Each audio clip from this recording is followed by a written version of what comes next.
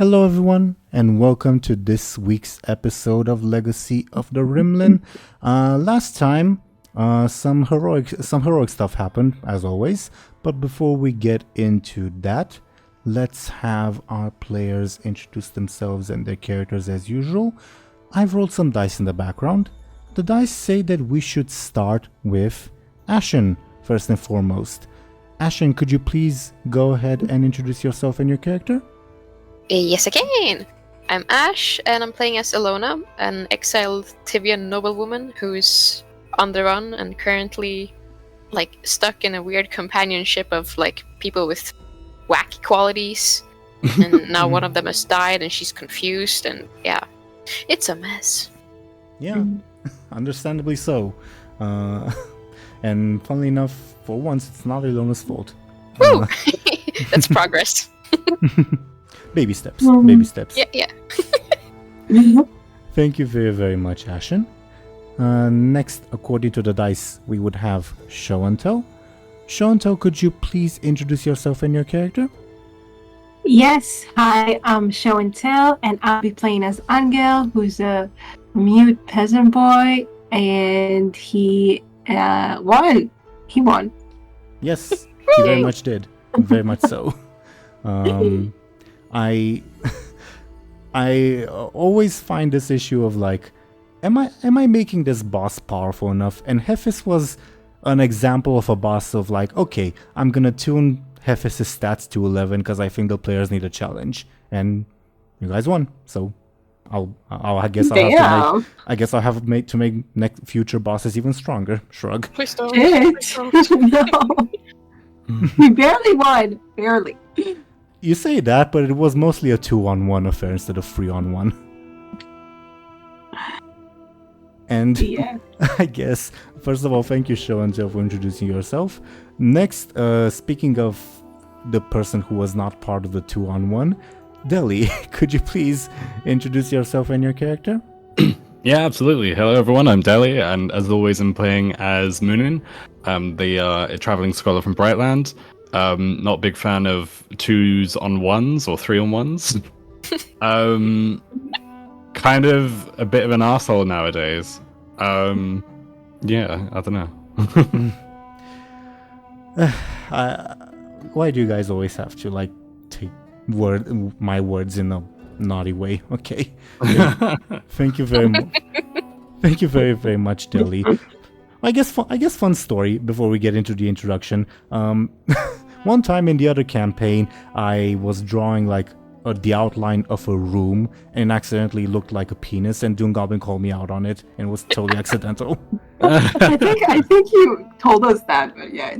I remember that too. That's awesome. Yeah. When he drew the church, was it a church, a monastery, or something? No, it was just like a house, but it had a long hallway and two small side chambers on one side. Yeah, I mean, you mentioned it when you drew the monastery for us. Oh yeah. I think. Yeah. Fair enough.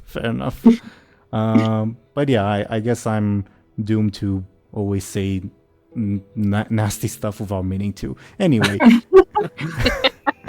Honestly, it's not your fault. It's the fault of the people who just take it that way. Hey, don't call us out, okay? Yeah. Sure. Thanks for covering me, I guess. And also thank you, Dely, for introducing yourself and your character. Sorry, I'm recovering from a cold, so if I'm both of you guys and of yours, if I'm ever silent when I shouldn't be, probably because I'm coughing or nearly to cough. Anyway. Oh no. As was about to happen just now, but thankfully not.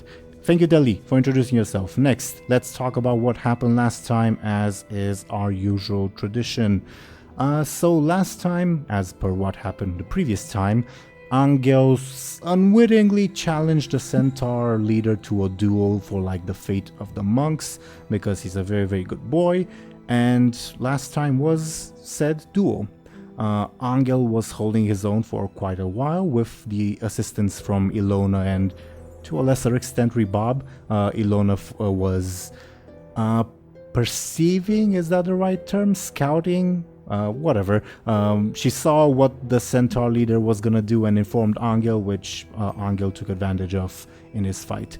Meanwhile, Muninn received a message from Acacius saying, hey, make your buddy lose. But Muninn didn't do that, so who knows what's gonna happen from now. Other things that happened last time is Anghel's companions also helped out. Most specifically, a certain horse helped out. Oh gosh, I remember now. Yeah. Yeah, I love that horse. You were here for that, Ashen. Yeah. It helped out by, let's say, preventing the centaurs, like the spectator centaurs, from like acting rashly. Funnily enough, after you left Ashen, because like Illona kept yelling out encouragements, well, that's how we played Illona at least, the centaurs were gonna go and get her, but they slipped on something, and that's the reason why Anghel won before things could get ugly. I love this game. I just love it. Also, hint, hint, the horse has a sneaky of 6, which it's actually higher than Rebob's, come to think of it, but yeah. Yeah, that's more or less what happened last time. We left off with the centaur leader yielding as part of the conditions for his defeat.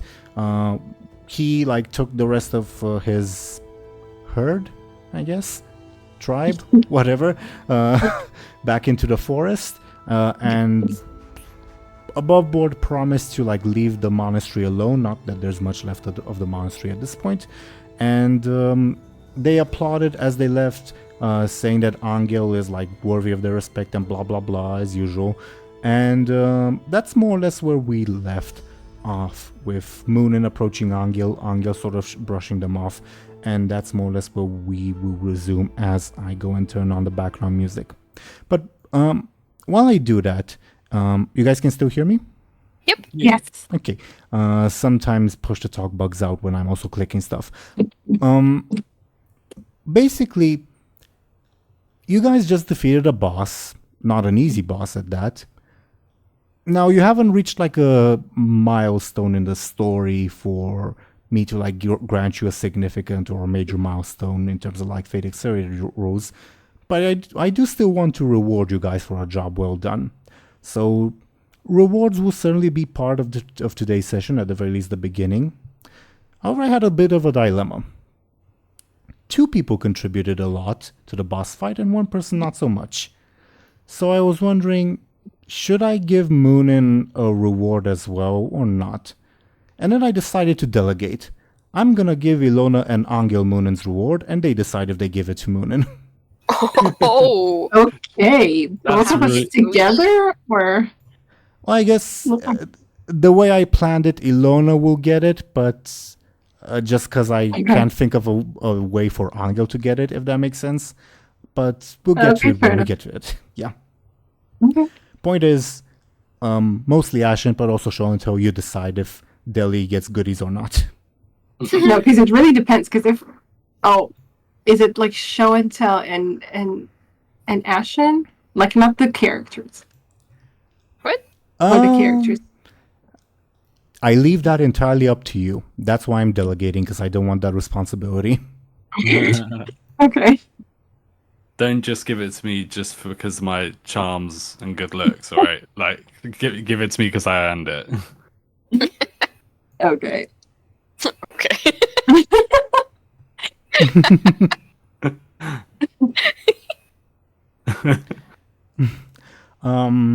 We'll get to that.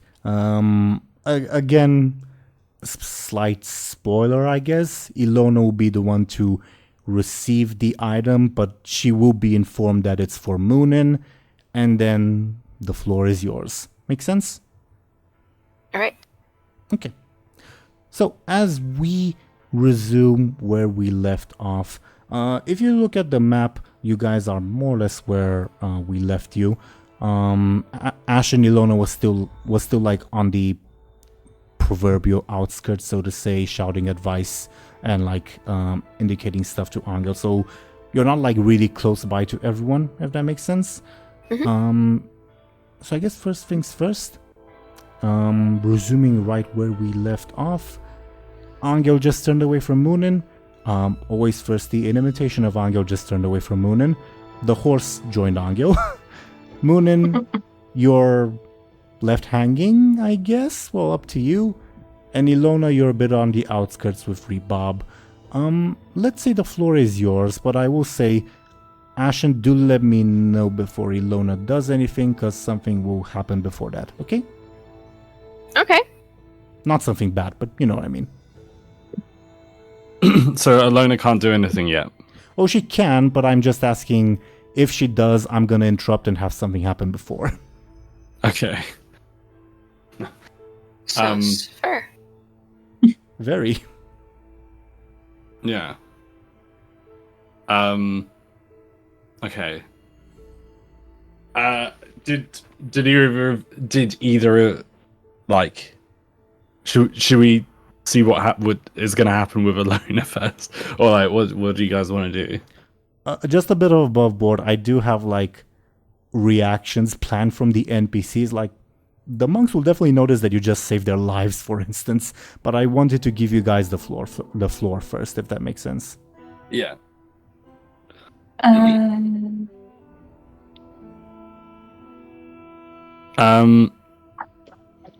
I guess Muninn, like seeing Muninn would notice very obviously that Anghel has sort of turned his back on them, like a little bit, like not like from a metaphorical, or maybe a little bit, but like mainly from like a literal standpoint. And like they would sort of like get like visibly angry at that and like frustrated, but like they would say at first they would probably sort of like not say anything. Then Muninn would like get frustrated and say like what's your problem? Oh, okay.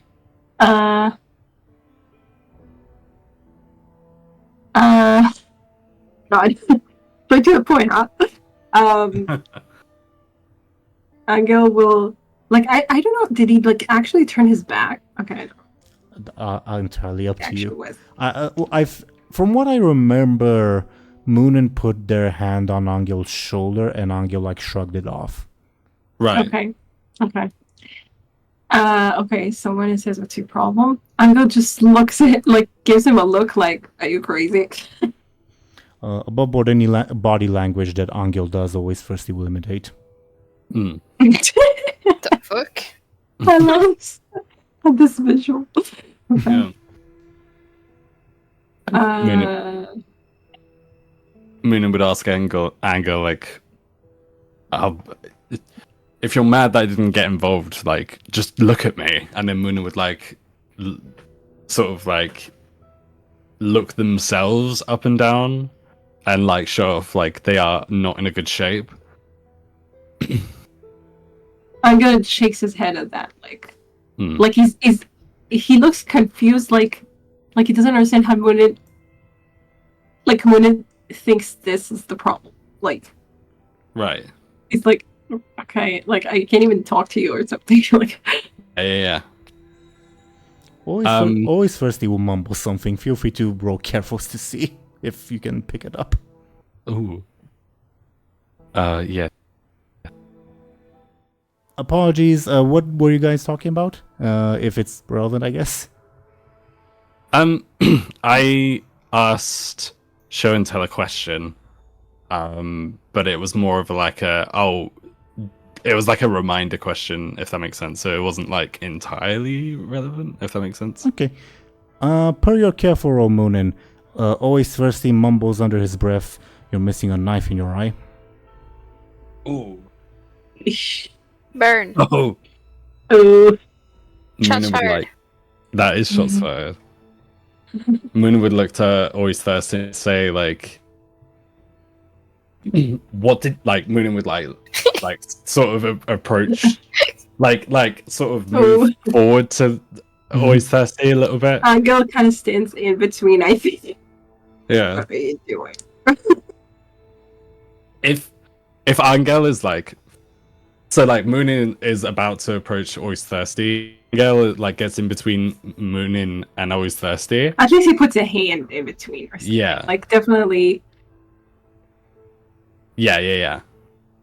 In that case, Muninn would like look to Always Thirsty and say like, "You're lucky he's in." Muninn would say something like, I'd like to hear you say that like, how do I put it? Where it's like not under his breath. Can I get a flashy from you? Yeah, sure. Yeah. Well, how would you say that? I'd like to hear you say that louder, maybe. I don't know. Muninn would say something like that. Sure. Because Say that to my face, maybe. Yeah, I didn't want to say that verbatim, but yeah, that is basically what Muninn says. Because you rolled a high flash, you're very intimidating. So always first he just looks down, starts crying, starts tearing up. Anghel does it. Anghel's very angry. Understandably so. And doesn't agree, I think. Muninn would look to Anghel and say like, don't like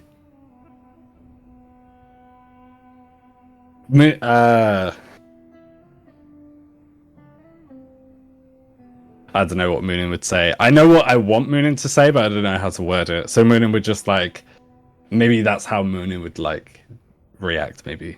So Muninn would like look to disapproving that Anghel put his hand in front of Muninn. Peeping. Yeah. Angie. Yes. Yeah. Pretty much. Yeah. Muninn would say to Anghel like,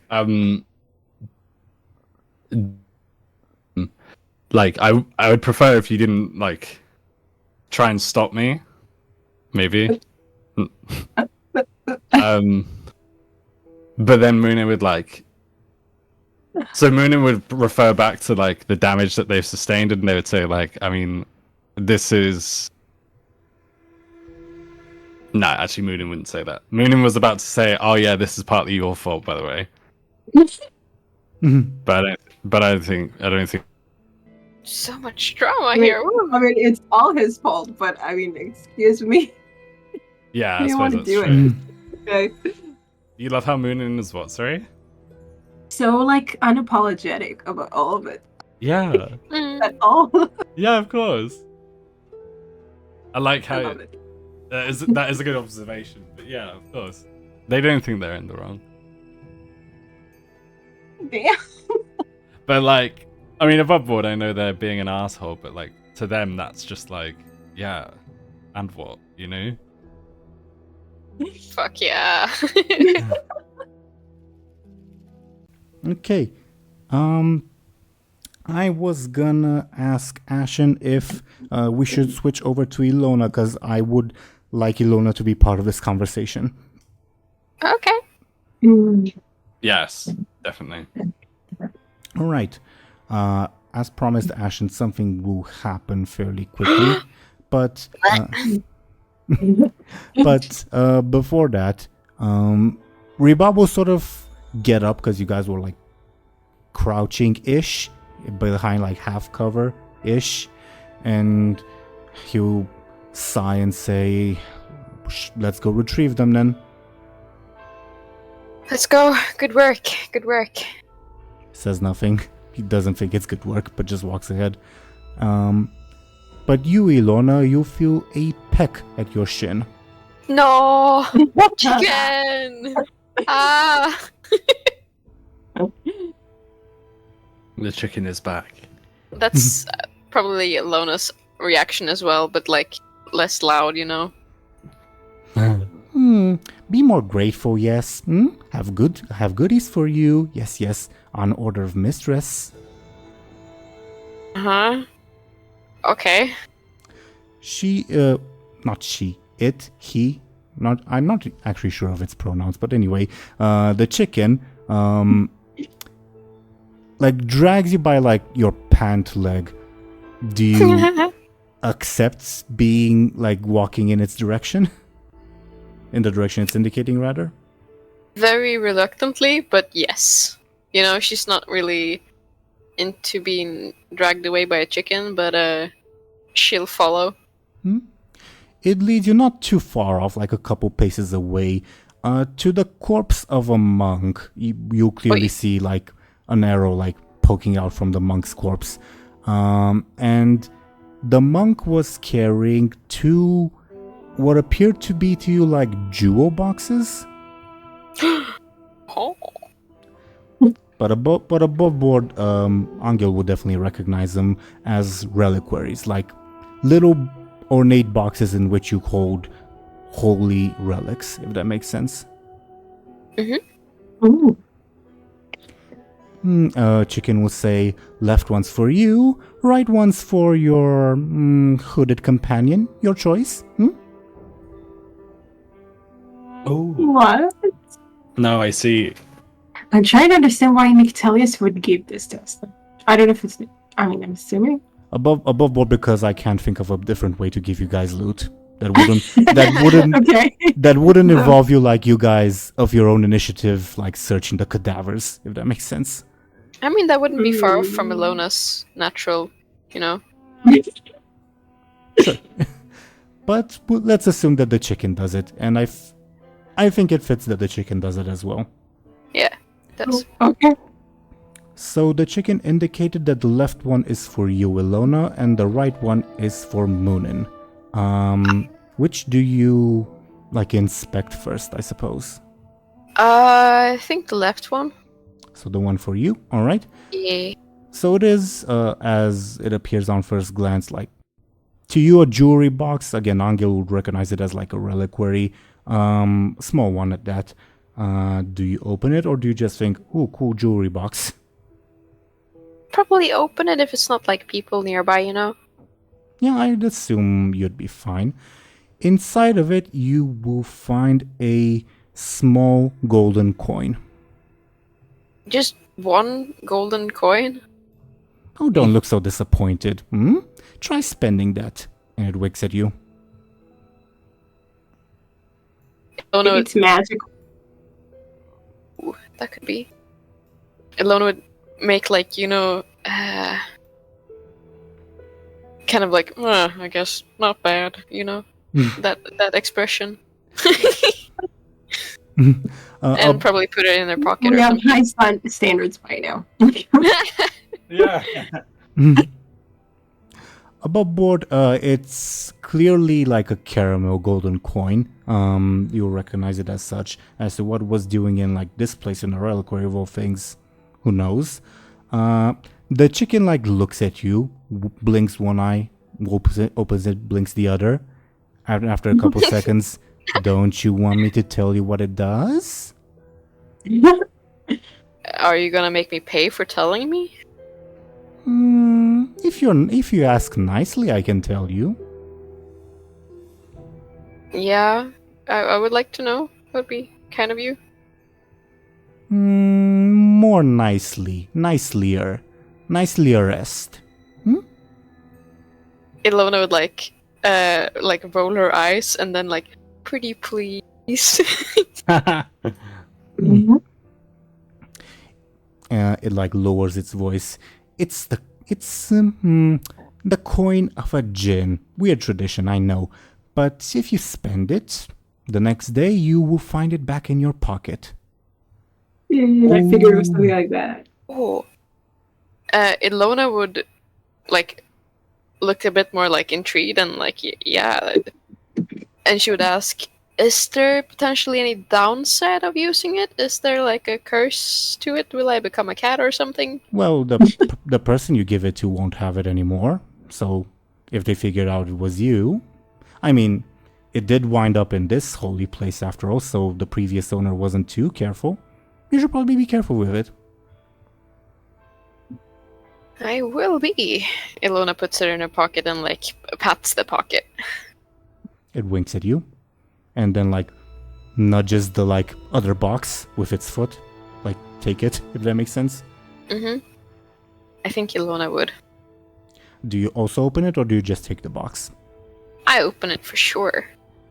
I want to see. Inside you find what looks like a piece of black cloth. Okay. Wow. No. Is this like Harry Potter's invisibility cloak? Try it on, maybe. Chicken says, for your cloaked friend. Maybe. Well, your choice if you give it to them. Also your other friends. Tough decision. If you don't give it to them, then I'll tell you what it does. Sounds like fun. What does it do? It blinks at you and says, I will tell you if you decide not to give it to them. If you give it to them, I'll tell them. Okay. I thought this was simple. Well, you're a simple one. Then I won't give it to them. I want to know what it does.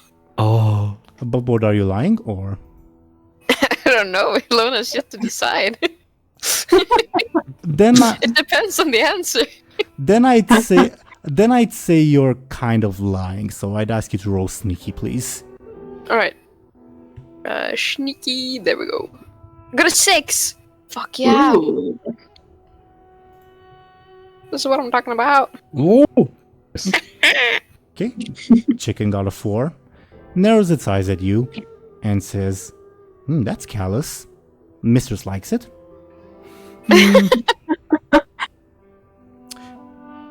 It contemplates for a bit and then it says, whomever the owner touches with that piece of cloth, that other person has to speak truth. Oh, that's fucking useful. Is what's That's going so through Ilona's mind as she's trying to act stone face. Very cool. That is such a cool thing. I dig it. Well, I can see how Muninn would like it. Like, I mean, I think it fits Yeah. the personality of it. The chicken like looks at you. So Illona, you're trying to like keep a poker face, right? Not necessarily a poker face, but like act less impressed than she is. Okay. You know? I think your sneaky is high enough to convince the chicken and says, this is one of the most important monasteries this place. So holy relics here, important, shouldn't you be more impressed? Blinks one eye, opens it, blinks the other. Illona is like, yeah, I'm not complaining. Thank you. Thank the mistress. Now off you go. Off I go. See you later. Yes, Illona you would will. say and walk away. Yes, you will, says the chicken. And going back to Anghel and Muninn, I do want to give you guys like the time to interact with Illona. So I guess let's bend reality for a little bit, and I'll ask you, should the monks react now or after Illona shows up? Maybe the monks are like they're too afraid to approach or something because they see something's going on, and then Illona. That's not what the reaction I had in mind for them, but sure, I'll go with that. Okay or not, I don't know. Let's. I mean, is the reaction like gonna take long? Okay, maybe Illona can.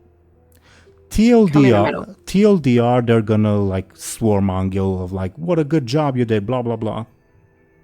Real feel good moment. Yeah.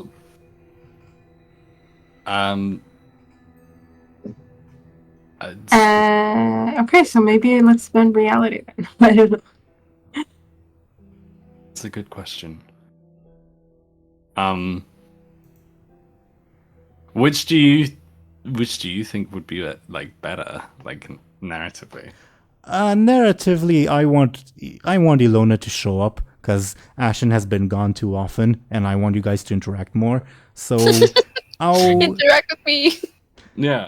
so let's just say that the monks were praying like headfirst into the ground, partly out of fear, partly out of desperation, and that's why they can't see that everything's over. Okay. Oh, okay. As an excuse to have Illona show up. Mm. But still, per the laws of physics, Rebab will show up first, but he'll be all silent and cool like, and Illona can show up in like a couple seconds out, because, you know. Yeah. Does anything happen in those couple seconds other than Anghel and Muninn staring at each other?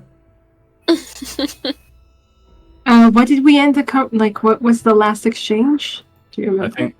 I think the last exchange was like Muninn like giving Ang like an angry look, and they were gonna. I think I sort of wanted them to say something like, like take your hand off me or something. I don't know. I don't know if Anghel had his hand on them. Just more like kind of to protect always thirsty. So I don't know. Yeah, right. If Show&Tell said that Anghel puts his hand like in between Muninn and always first, not like on Muninn. Okay, like on, right, okay.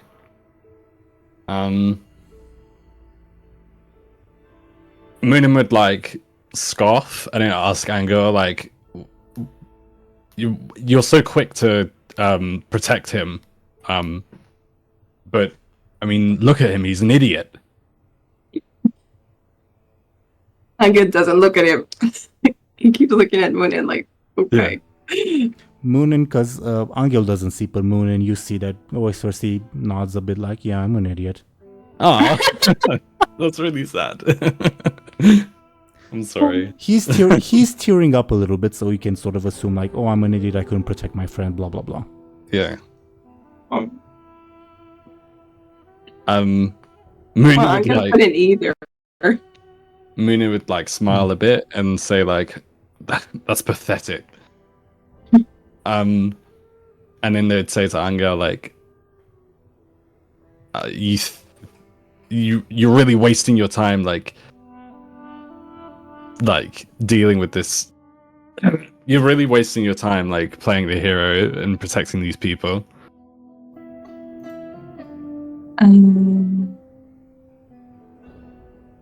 Anghel doesn't like. I don't know if he even has anything to say for that. Like he's just always thirsty. But I guess go ahead.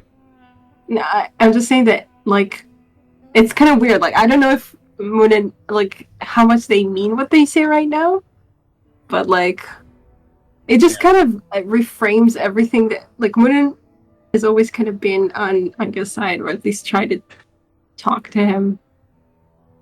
But it felt like they understood, and now Angel's starting to question that. Like I was like, okay, yeah, they were lying to me the whole time, or like pretending the whole time, or something. Ooh.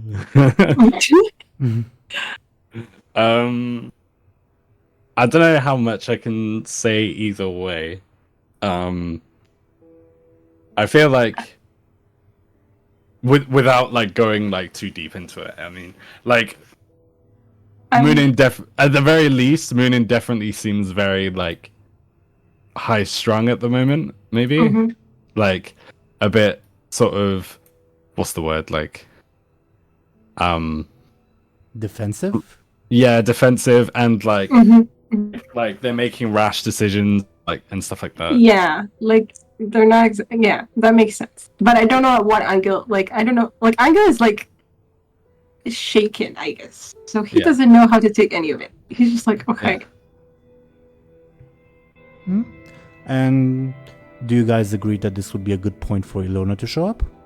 Yes. Illona walks into the scene.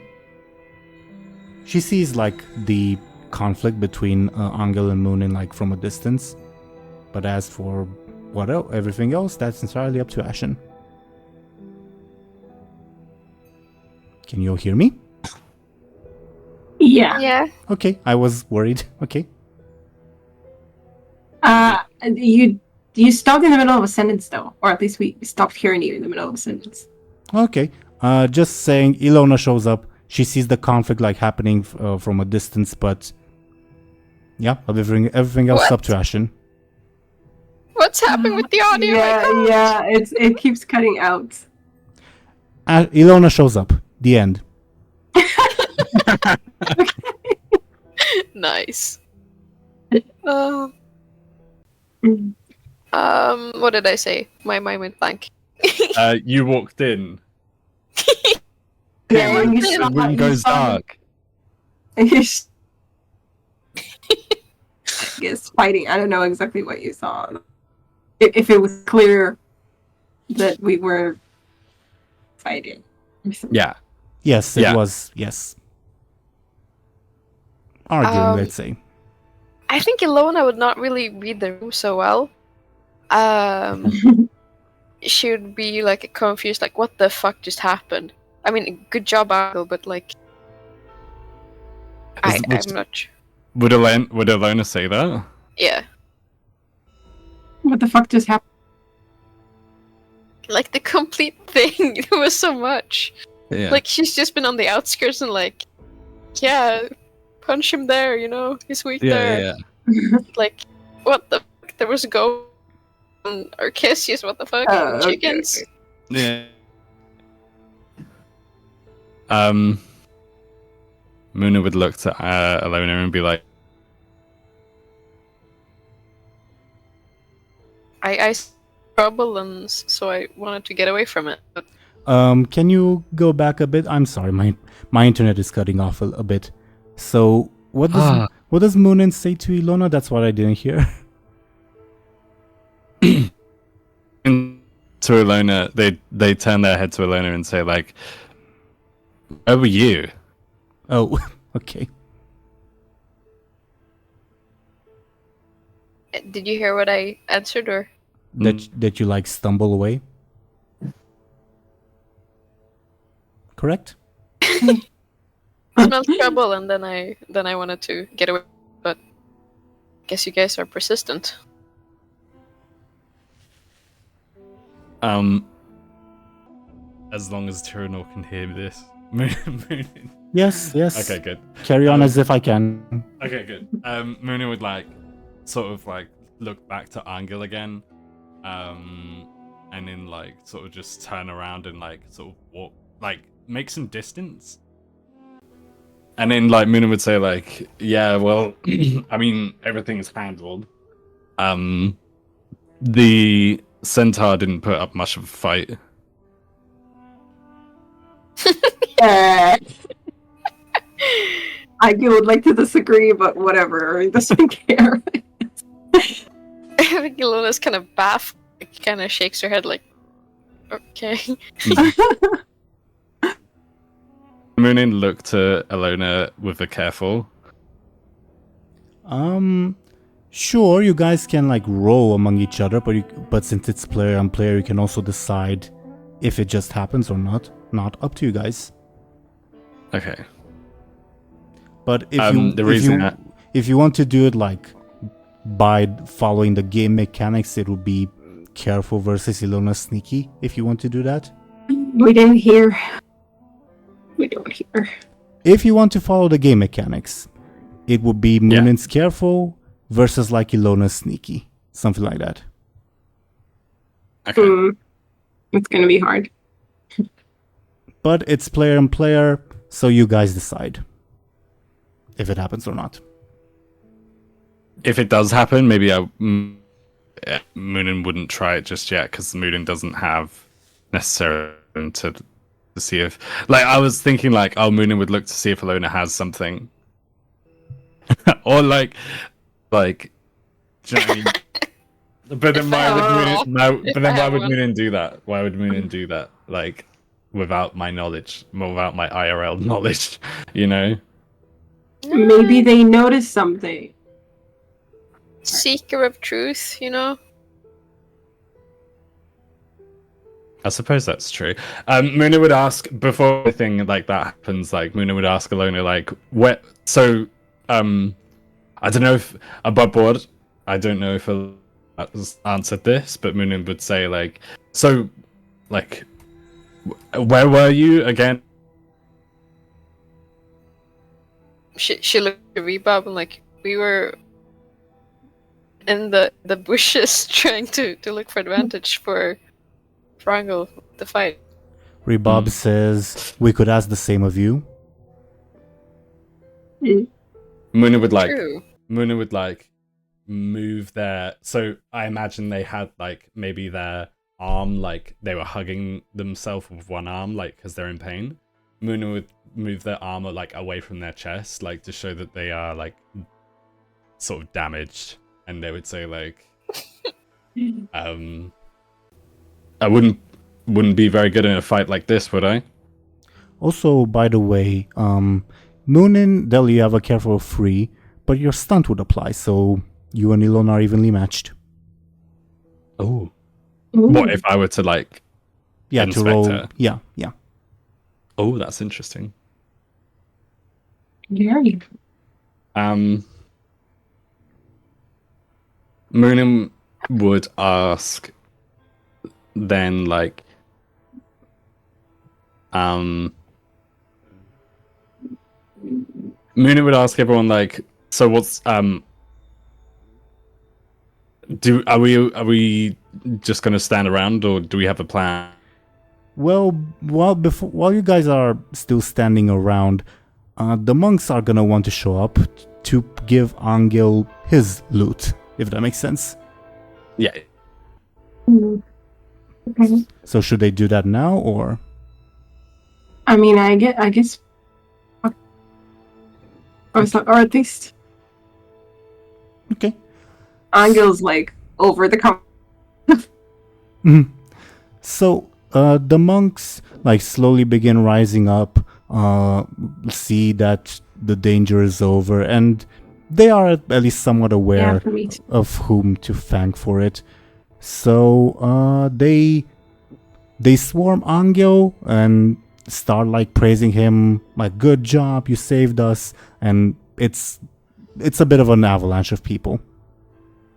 Always firstly, and the horse make room for Anghel to like receive adulation.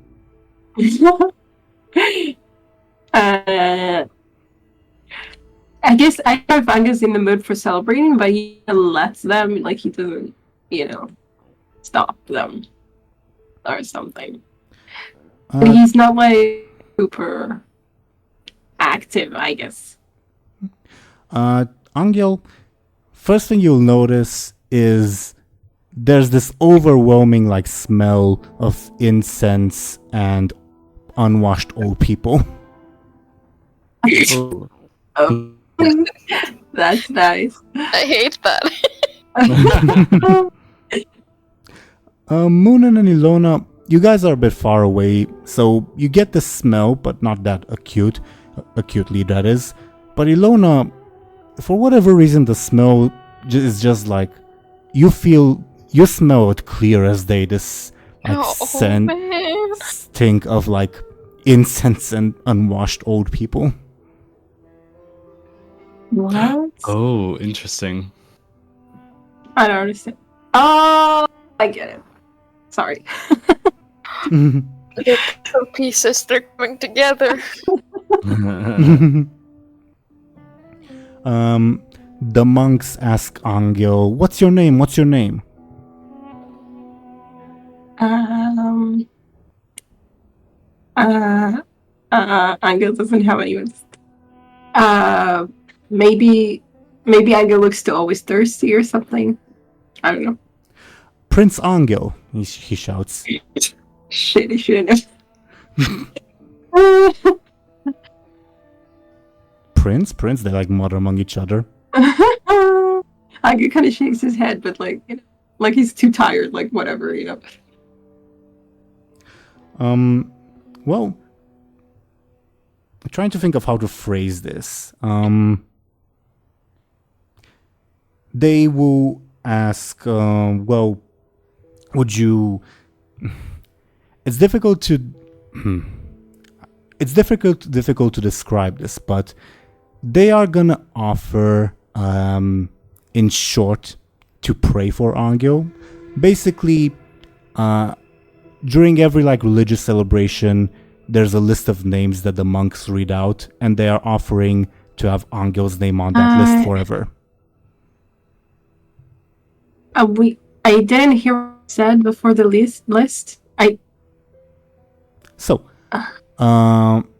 there's whenever the monks have like a religious thing going on, there's like a list of names that they pray for, and they're offering to put Anghel on that list forever, which is like usually a privilege that only like very high-ranking nobles have.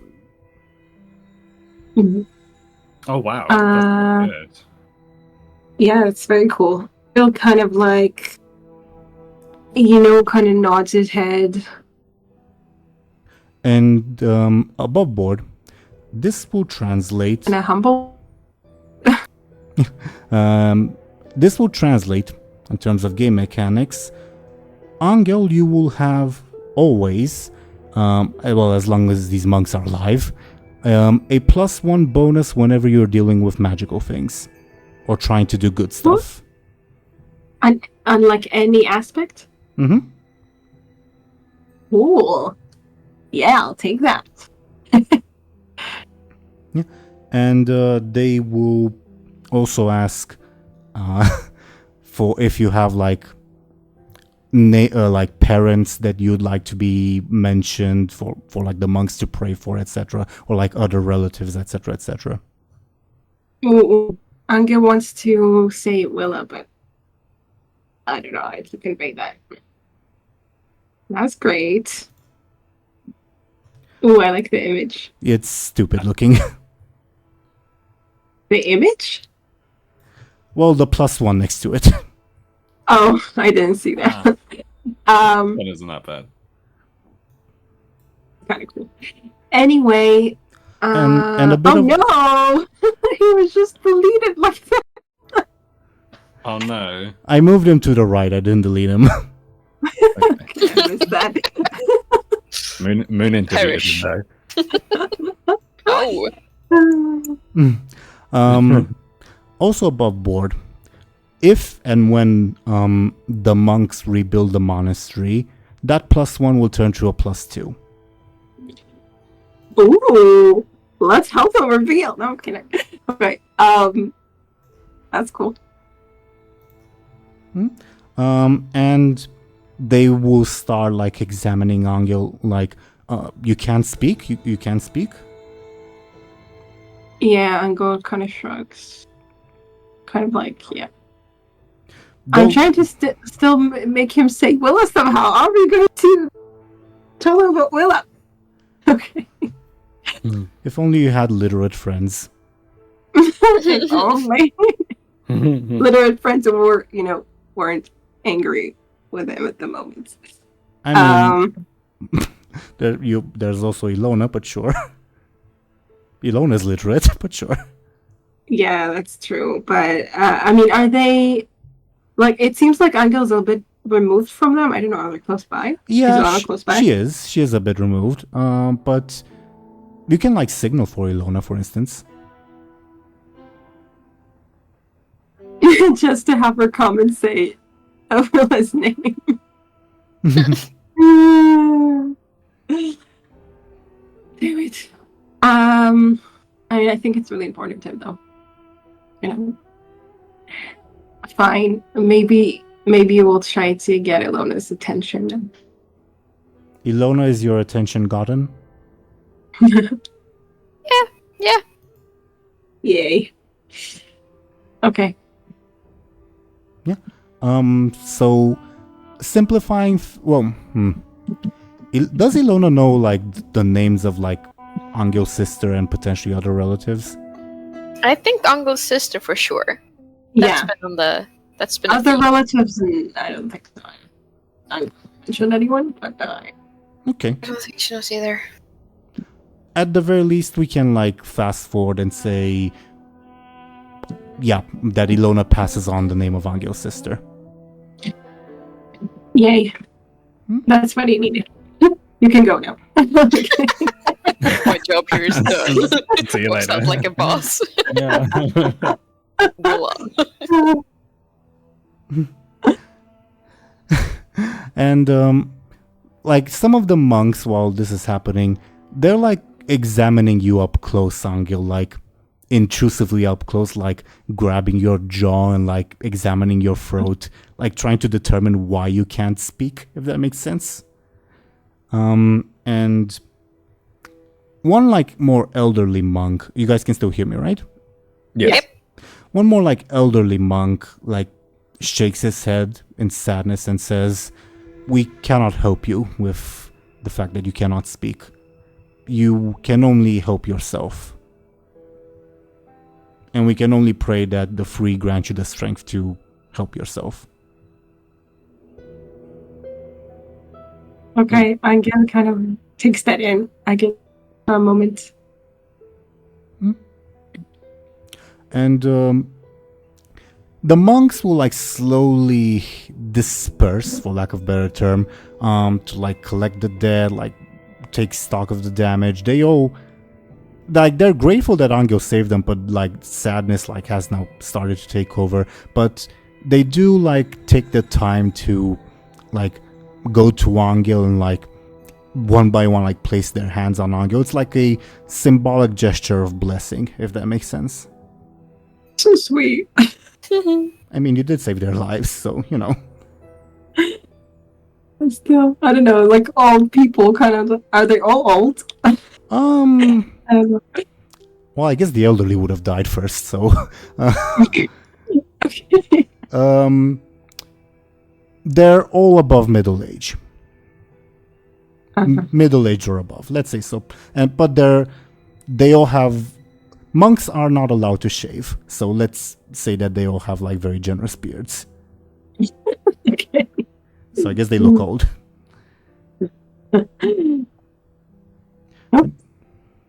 Yeah. While this is happening, always Thirsty and the horse like beam on proudly, like proud little siblings or whatever. What do Illona and Muninn do?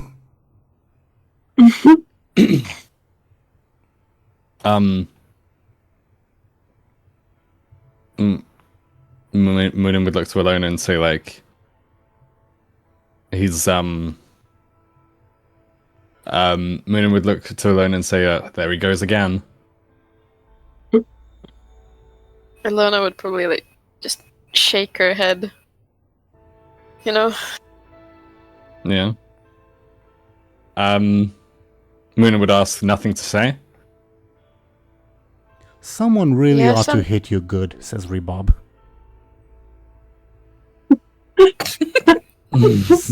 That was a bit of me leaking through Rebob. Like, damn, Muninn's a bit insufferable. Oh, damn. I don't mean to play them insufferably. I don't.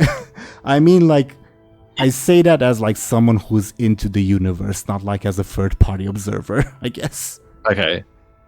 They're not being like annoying then. No, So they're not. They're being. I don't want to be playing them like King Joffrey, is what I'm saying.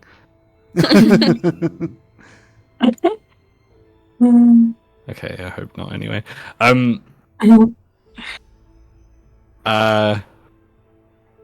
Moon would like in response to Rebob, like Moon would say like,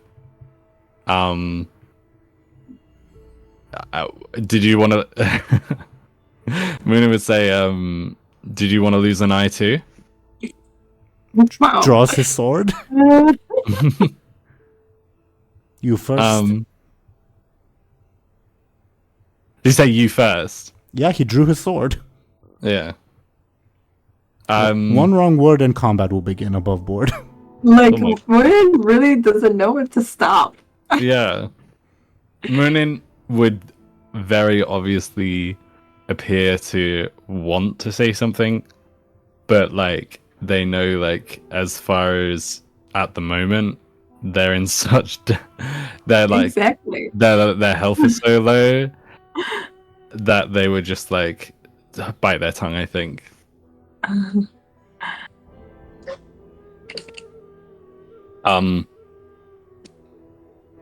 Rebob does not sheath his sword. He's wary of Muninn. But he does Yeah. not, like, attack Muninn, if that makes sense. No, that does make sense.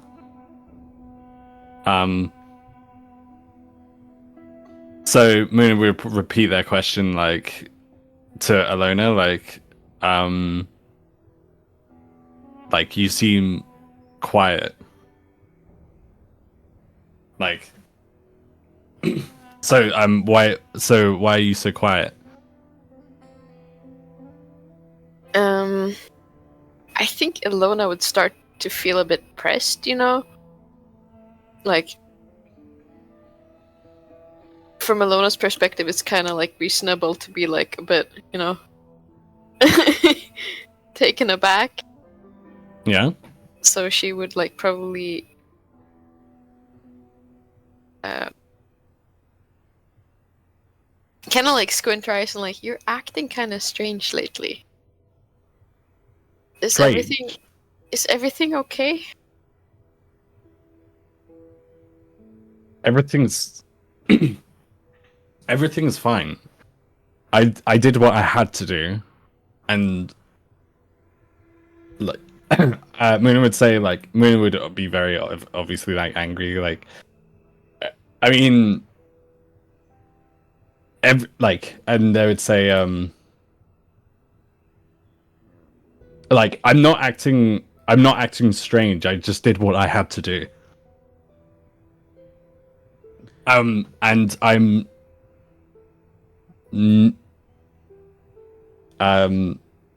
would say, like, if you all like clearly just don't agree with, like, you clearly all just don't agree with me. Pray tell then, says Rebob, what did the one-eyed man do to you to warrant that fate? Muninn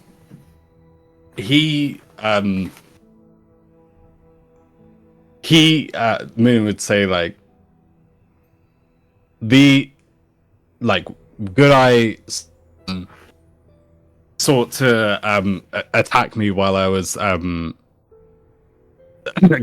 would like say to Rebob, like Good Eye how do I put this?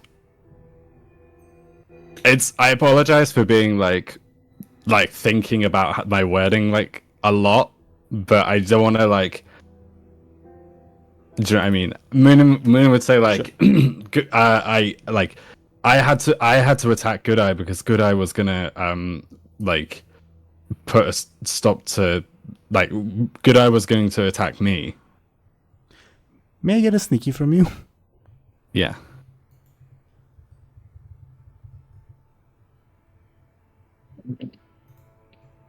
Oh. Rebob has, as usual, the perfect poker face. He like starts idly inspecting his sword, and, like gives it a like few swings, and like nods to himself, like, "Yeah, this will work." Okay. Yeah, this is a sword. Believe me, Muninn would say to Rebob, like, believe me or don't. Like, I don't. Your opinion doesn't matter. But then Muninn would, Jesus. but Muninn would look to Illona and say, like, you must understand. Like, you must understand. Good Eye was. I left the monastery, and Good Eye sought to like. Like, I left the monastery and it was burning, and Good Eye sought to like put the blame to me. Do you want me to stab him? Asks Rebob asks Illona. Illona would like Stab them, sorry. shake her head and like, don't stab him, but maybe knock some sense into them. I don't know. Rebob shrugs and prepares to knock some sense into Muninn. Hey, not literally. I just, yeah. I mean, what other way can he take it other than literally? Rebob, I mean. Prepares to knock some sense. That's funny to me. He like sheaves the sword and like flexes his fists. Like, yeah, I'm gonna like punch Muninn in the face. Like, he like prepares himself to do that. So Illona and Muninn do anything to stop Rebob from trying to do so. Okay. Yeah, I think like Illona would like put a hand on Rebob's big beefy bicep and say, "Hey, I was just speaking in pictures. You don't actually have to punch him."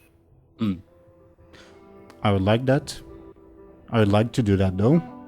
But as you say, one wrong move though. Go ahead, Ellie. Go ahead. I think Muninn would like reiterate and say like,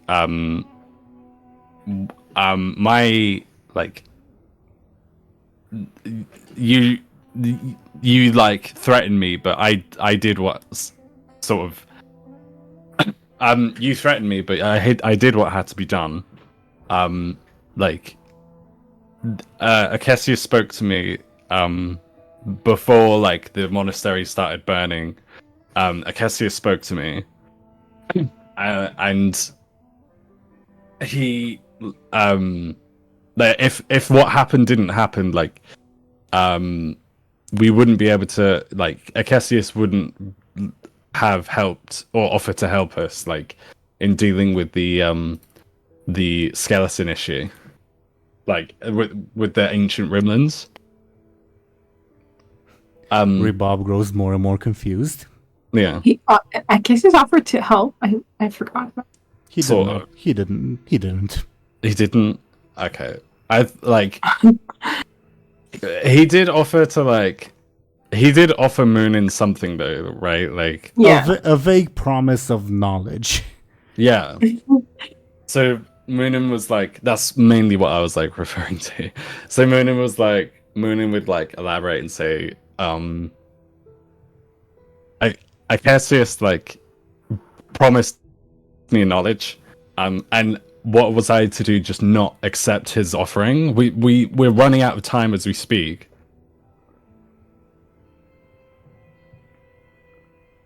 Well, at least that's one thing you got right. Time is running short, says Rebob, but like looks to Illona to like have the final word. What? Why are you looking at me? Because Muninn was speaking mostly to Illona, saying information that only Illona knows, not Rebob. Yeah. If you guys want, maybe this can be the moment where Anghel rejoins the party. Sure. Yeah. Why not? Anghel, you stink of incense and old people, but it's a good feeling, sort of. Does he no longer stink of wine, by the way? That's how they remember. Could you repeat that? I'm sorry. Does he also smell of wine? Or no longer? Oh, yeah, you did dunk your head into it. Yeah, you would. Okay, cool. Yeah. So, I guess he returns. Always first in the horse behind him, as usual. The horse also gives you, Anghel, like a bit of a nudge, like a good job. Anghel kind of pats the horse, I guess. Nuzzles against your hand. And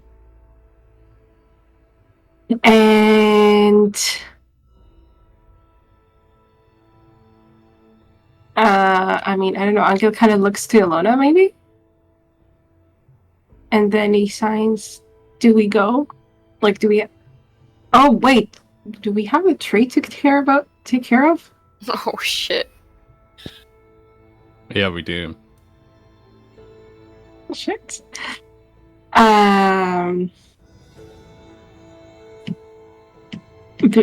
Wait, do we know where it is? The tree is pretty clearly visible because it's like on top of the tallest hill nearby, so you know where it is. Oh, can we see it on the map? Just give me a second to switch the map, and yes, you will be able to.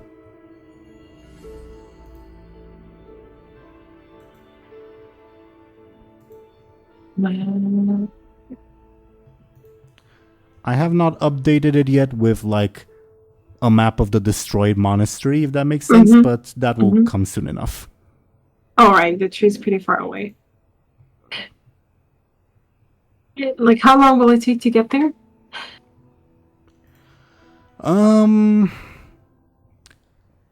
Probably you'll get there into like by like sunset, mostly because it's unfamiliar wilderness, and like the person you like asked to help you, the like second in command of the monastery, he seems kind of busy at the moment. Yeah, makes sense. Well, I totally missed you putting Good Eye on top of Muninn's head. Okay. Yes, I was wondering when you guys would notice. Yeah, I noticed when you did it, but I was like, is this a visual error? Like,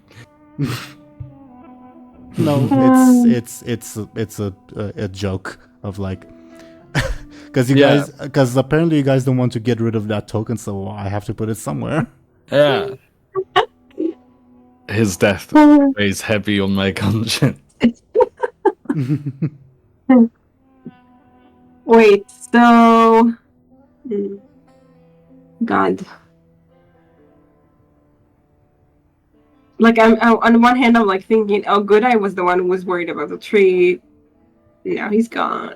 Like, the other hand, in his memory, I don't. I guess just to like, obviously you guys don't have to do this, but just to like get perspective on what these NPCs are thinking. Always first he will say, well, we have to fulfill Good Eye's last quest. We have to.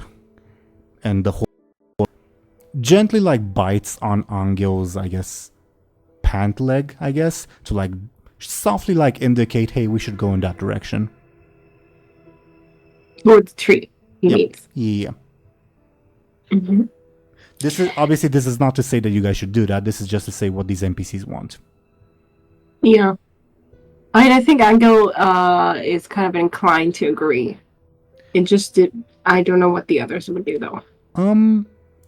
Illona, may I get a forceful from you? A forceful? Yes. What's happening? I got a 3. Wow, that's really good for you though. Okay. A 3 is good, so I have nothing to say to you, which is good. Ooh. Okay. I think Anghel will just like he will just start walking in the direction of the tree, and I don't know, it will just like he feels like he can't rely on his companions anymore so much. Two of them at least will be there. Yeah, no, not those. I mean, Illona and Muninn, basically. Yeah. Sorry. Like, go ahead. Like, it's not fair to Illona, but I'm just, like, he's a little bit disillusioned, I guess, maybe. So he doesn't know if they're gonna come with him or not, and he doesn't, like, he's not gonna let that stop him, I guess. Muninn would say to Illona, like, what, is he just gonna leave without, above board without a word is not appropriate, but when Muninn would say to Illona, where's he going? Like, without saying anything. Illona would probably like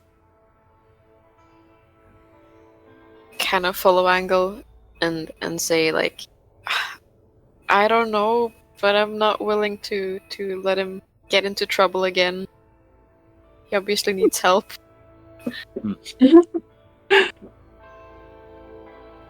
Rebob sighs and says, where the majority of you go, I'll follow. So he would also follow. Interesting.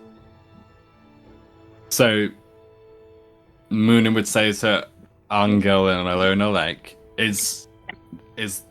so you're just gonna go to the tree? Like, is it even worth it at this point? Illona would like give a upgiven look.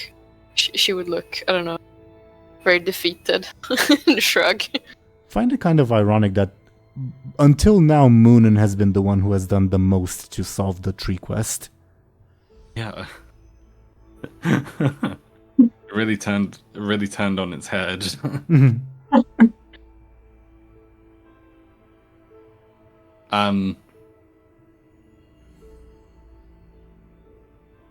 Well,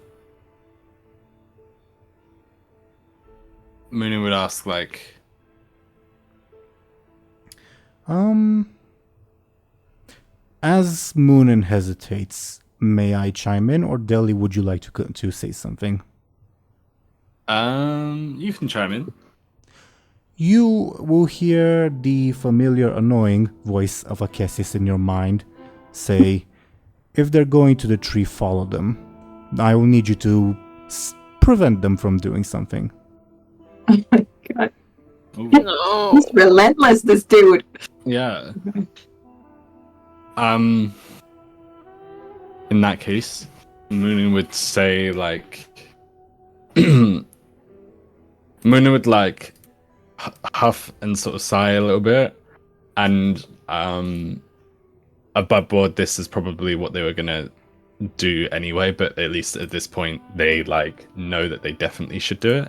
Muninn would just say, like, well, fine. If we're gonna go do this thing, we may as well, like, get it done with, like, sooner rather than later.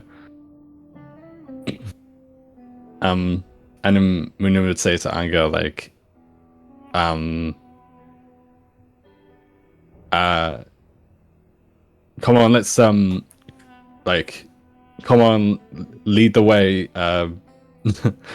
It's like, come on then, lead the way, Prince. You know, like, kind of in, like, a sarcastic way. But, like, and then Muninn would say, like, let's get another, like, notch on your belt. Muninn, can I get you careful? Yeah. I got a 5. You trip momentarily for some reason, and almost fall, but you're not sure why.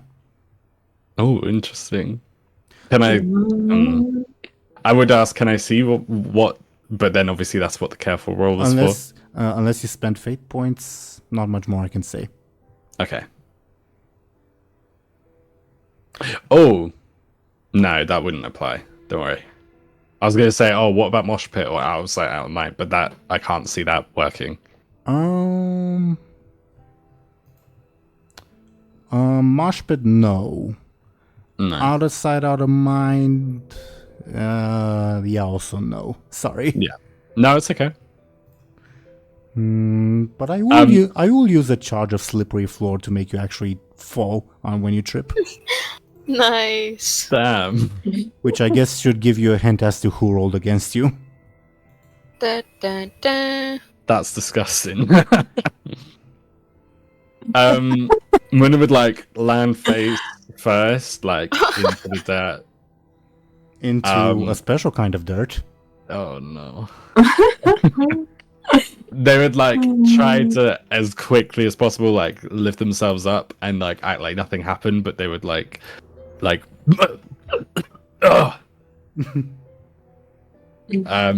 and if Muninn would, like, if it's, like, plausible that Muninn would put 2 and 2 together, because it seems pretty obvious, Muninn would say, like, oh, that damn fucking horse. You can put it 2 and 2 together. I don't mind that.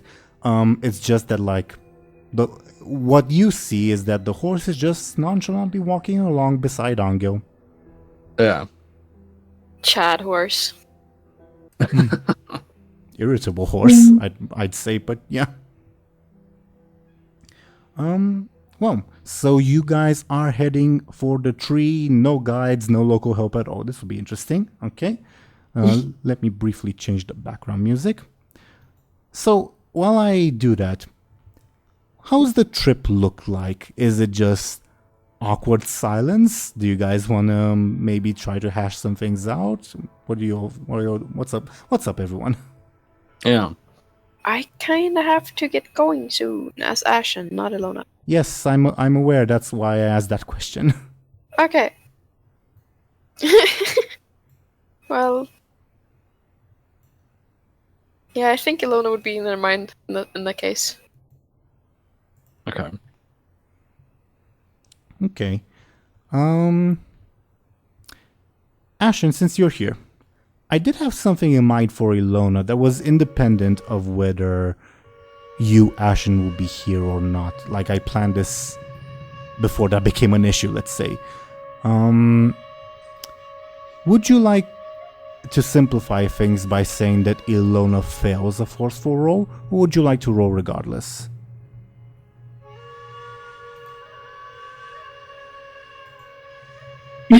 I kind of want to see what happened when she fails, but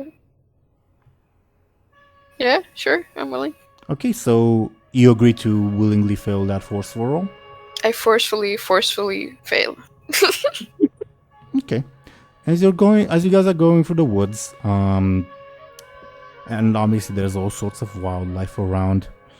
Illona, for whatever reason, you can't like stop yourself from like looking around at all the birds and the squirrels, and Rebab would all of a sudden ask you, "Why are you chattering your teeth?"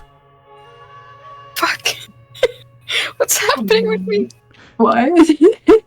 So What is happening? Illona's like unaware that she's doing this, or just like Consciously Going unaware. through- Yeah, it would be something subconscious. she's like, what? No, I'm not chatting my teeth. Illona, you feel really, really tempted to run after that one bird and kill it. Oh, is it getting late? What is happening? No, it's about afternoon. What's happening? I think Illona would just go for it, you know? Life is wild. YOLO. All right. Let's run after that bird and fucking smack with the stone. I don't know. Oh, jeez. I mean, I never said that you feel tempted to kill it with a stone. You feel tempted to rip it apart with your teeth. Well, even better. Full gas. Giving into the impulse, I guess. So, Ashen, now you get why I keep asking you to roll forcefuls. Yeah. So, Ashen, for the rest of this session, shall Illona be out hunting? Yeah, I want her to follow her gut, you know? Okay. What she feels is right is right. And Illona will rejoin everyone else, well, if they don't get separated or whatever else, at the start of next session. All right? Yeah, sure. Okay, cool. See you guys. I guess real brief while Ashen is still here, and we're not going to help hold you for long, like you're not a hostage, but I'm curious what are Anghel and Munin's thoughts to Illona, like sprinting away after a bird and then squirrels and vanishing in the woods? Yeah, that's a good question. Anghel. Munin's spoken enough. Mhm. Oh, okay. Anghel I think Anghel was at the front. You Yeah. know? So he might have probably heard her, like, just, I don't know what kind of sound she made as she went after the bird, but A sound like this. then he turns to see her, I guess, sprinting off. Mhm. And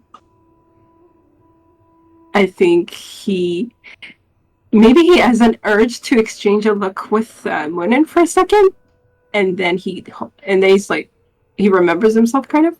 Maybe he even looks at Muninn for a second before he remembers, and then he just looks away, and then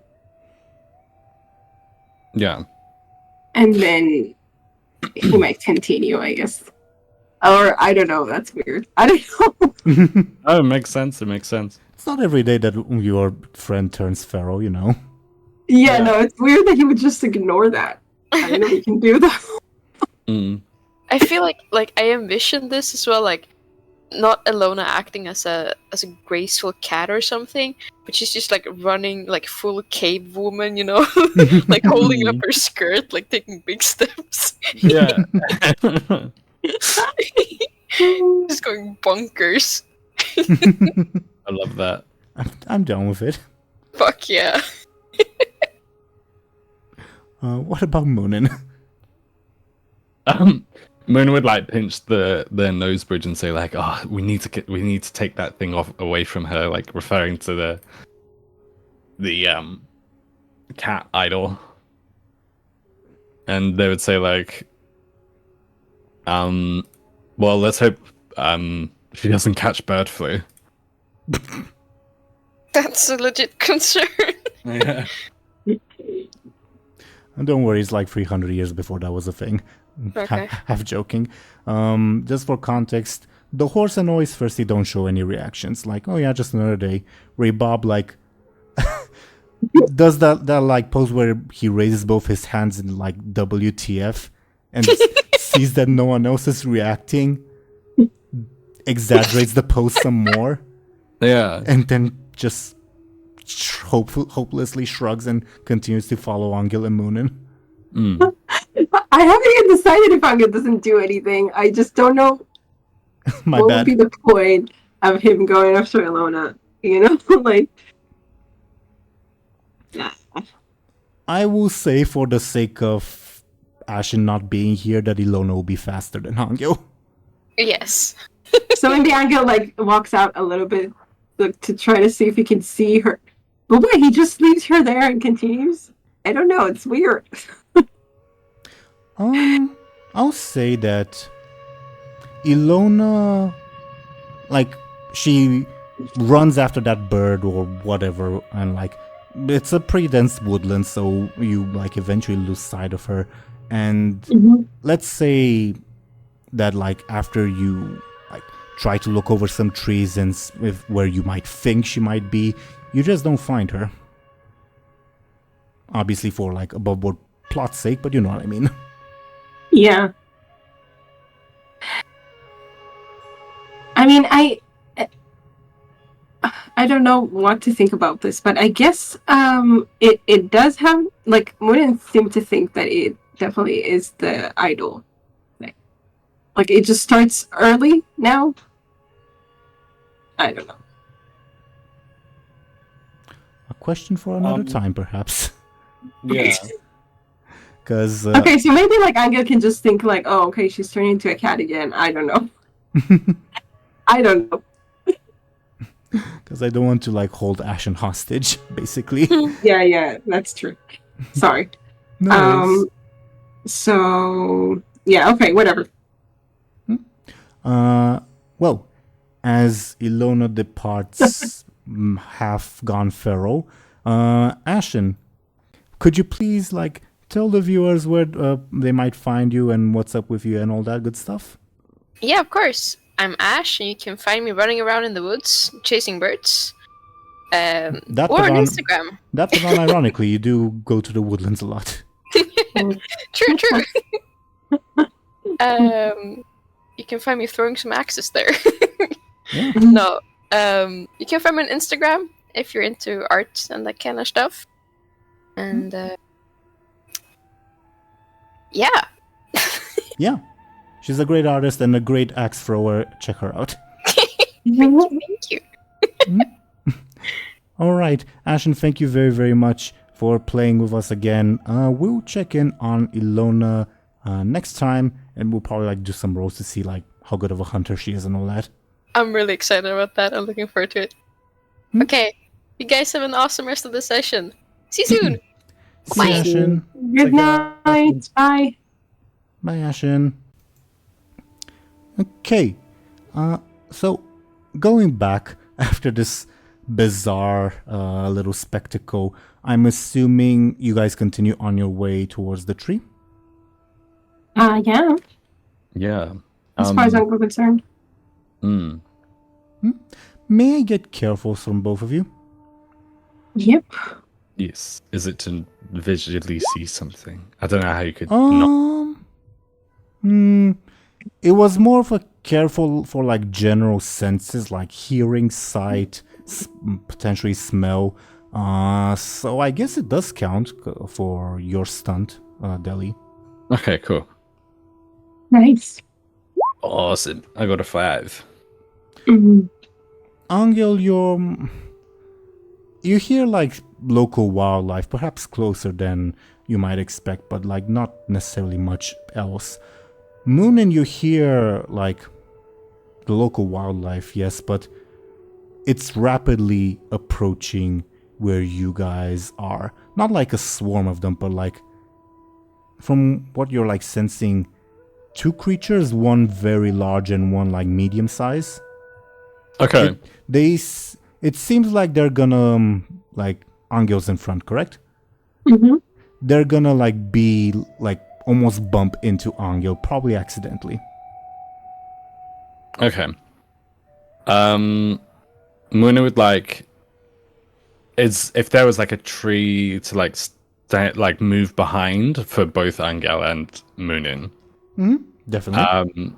Like even if there were two separate trees, Muninn would say to Anghel, or just like sort of like say in a raised voice, like even if it's not directly to him, they would say like, oh, oh, move behind the tree, and they would like do that themselves.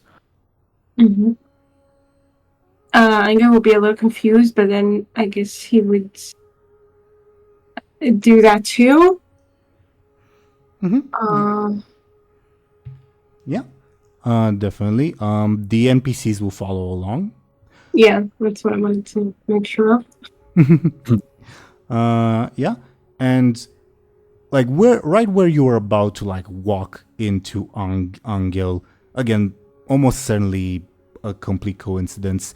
A deer like jumps out from the local foliage, sees you guys temporarily, is startled, and its hesitation, because of that, you see it immediately struck with an arrow.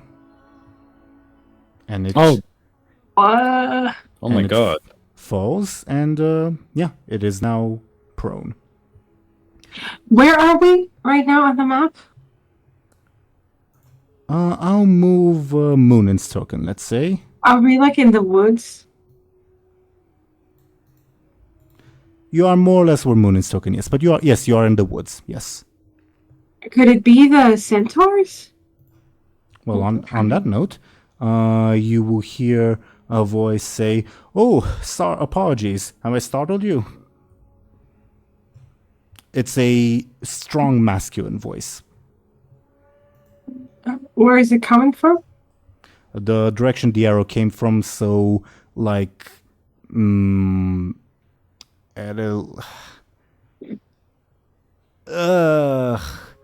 to use like geometry, but I don't think that would like convey well. Like a 270 degree angle. I don't know if you know what that means. 270 degrees. You're like front left. Front left.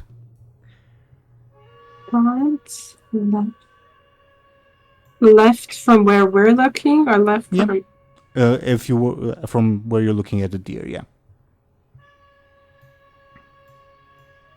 Okay, I'm not sure. Like not us, the viewers. Like not the viewers, you guys. Yeah. Like Anghel. And Muninn, yeah. Okay.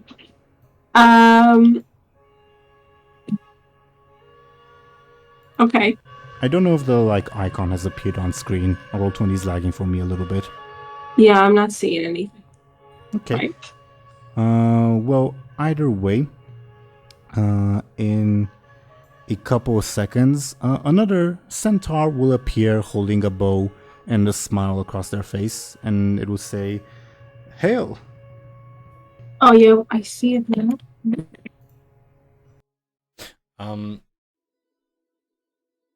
This guy can very obviously see us. Oh, that's good. Yeah. I don't see it, but I'm glad you guys see it. I'll take your word for it. Okay. It's clear. He says, I am Toxotes, the son of Akrida. May I have the honor of your acquaintance? Muninn would look to Anghel to see what he's doing, like, is he still like hiding behind the thing? I mean, the wildlife that was coming at us, did it come? Like, did it pass by? It was the deer and the centaur. Oh, okay. Confused. I thought there was like a whole bunch of. My Okay. bad. Anghel, to be fair, Anghel did not really perceive much other than there's wildlife nearby. So that's completely in Yeah. character. Yeah, I guess Anghel was confused too. Anyway, so Angel's just like, I don't know. He's just like, he can't really introduce himself, so he's just looking up at this guy. In that And case, I don't know. Muninn would say, what, like, hail to you, and sort of ignoring the question of, oh, what, let's, like, he didn't quite say, oh, what are your names, but Muninn would, like, interpret it like that and say, and they would ignore it and say, like, what business have you with us? Oh, nothing. I'm merely hunting, and unfortunately, you came across my path. I'm a follower of divine Arisina. And you?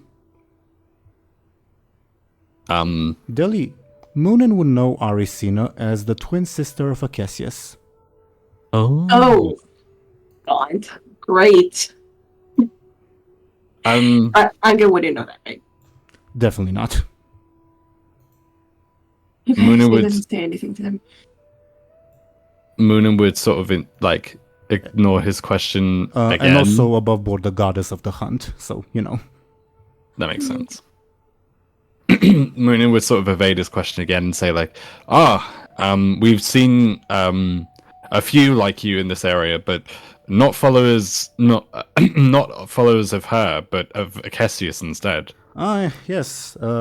My brother's tribe, herd, above board. Let's say tribe. I think that's the collective noun for centaurs. My brother's tribe, Hephis. Have you met him? Oh boy.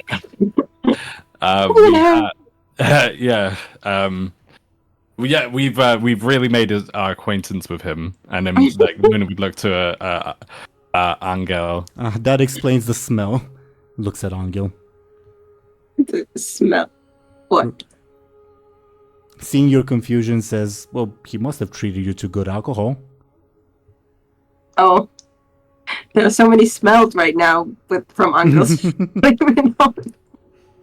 Anyway, I guess like not able to meet his eye, I guess. Again.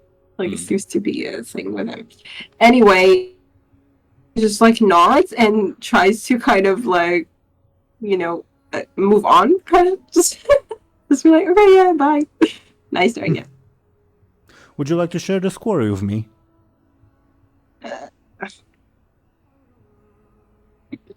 Angel. I mean, if they're waiting for Angel's reply, he's like, no, thank you. Like, shaking his head, basically. What's he asking to share? The animal he just hunted. Oh, okay. Like, do you want a piece too, basically? Yeah. That makes sense. If he like asking Muninn as well, like the group, just the group, yeah. Okay. Muninn would say on behalf of Anghel, like if unless you object, show and tell, obviously. Like Muninn can do whatever they want. Muninn would say, we'll pass on the offer, but thank you. We have to we have business to attend to, so or like we'll have to make our way. Very well. Just a fair bit of warning. Steer clear of the spring on your path. I recommend a small detour. The spring. What? May I ask? Above board, it's not on the map. It's a smaller spring. Oh, okay. It's a what spring? A smaller spring. Okay. Muninn would ask like, Muninn would say, may I ask why you would suggest so? He looks embarrassed, for lack of a better term. Feel free. Muninn, you can roll me a clever. Let me think. Yeah, it would be recalling a memory, so your stunt would apply. But it's a very, very difficult. It will be a very, very difficult roll. Got a 7. Not quite good enough. Sorry, unless you want to spend. Ouch! Unless you want to spend fate points. Like, it's a very niche thing that Muninn might remember, so that's why the difficulty is high. Would a +2 points be enough then if I spent the fate point? Mm-hmm. Okay. In that case, I would like to spend it. Seeker of Knowledge. Yeah, it fits very well. So let me take away your fate point. While I do that, while Roll20 lags a little bit, Muninn, you recall like a bunch of legends about Aresina, like the twin sister of Acacius.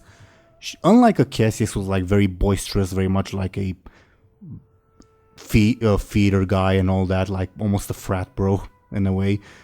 Aresina is very, I'm gonna hang out in the woods, fuck you, leave me alone. Very much so.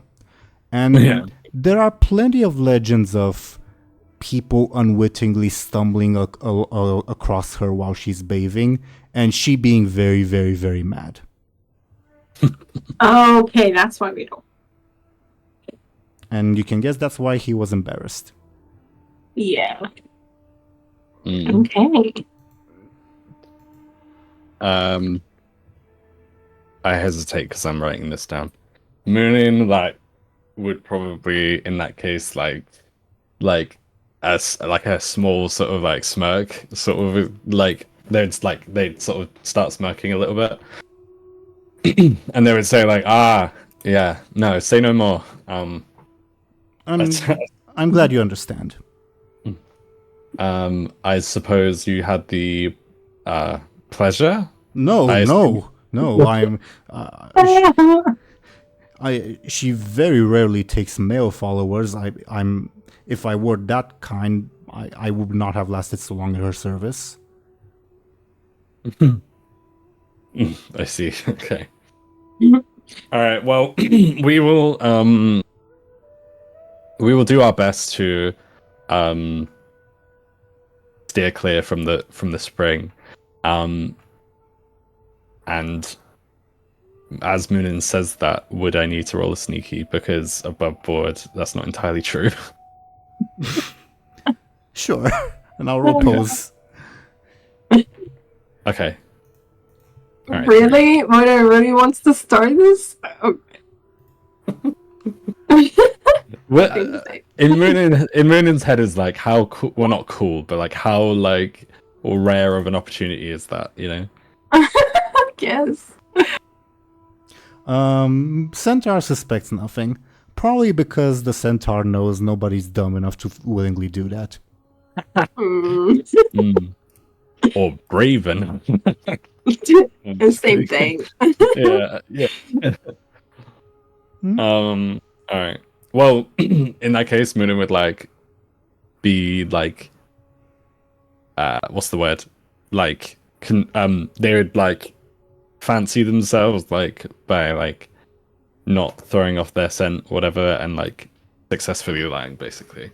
And they would say like, thank you again for the warning. Safe travels then, friends. And if we meet again, perhaps we will share a meal sometime.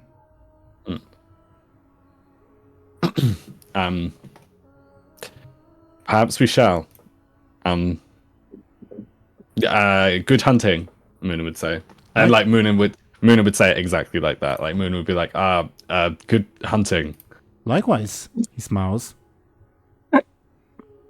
And he picks up the deer he hunted and goes off on his way. And above board, that's one other potential guide that you guys aren't able to use now. Oh, damn. Yeah, I was like wondering at some point that maybe we should. Well, Hindsight, I guess. Rebob, after the centaur has left, will say, I do not understand how you are able to chat so casually. Rebob would say that to Muninn. To Muninn and Anghel, because Anghel was also discussing in his own way. That's true, that's true. was he I guess he was just listening, but okay. Yeah. Well, when like the centaur offered, Anghel said like no, like very casually, like not perturbed by the fact that he's talking to a centaur. Oh, definitely. Okay, yeah. It is a bit weird, to be fair. I mean, he just fought a centaur, like kind of Yeah. I want to say immune. That's not what I mean. I do get what you mean, though. Desensitized. Yeah.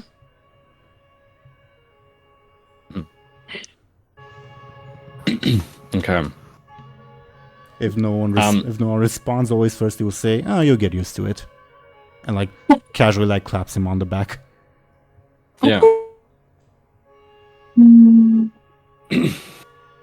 Okay, so we continue, I guess. I mean, I could just continues. Does Muninn as well? Yeah, Muninn would like notice Anghel continuing and then like follow after, like Oh, okay. not We do know like- where I'm sorry. like not immediately, basically. What were you gonna say? Sorry.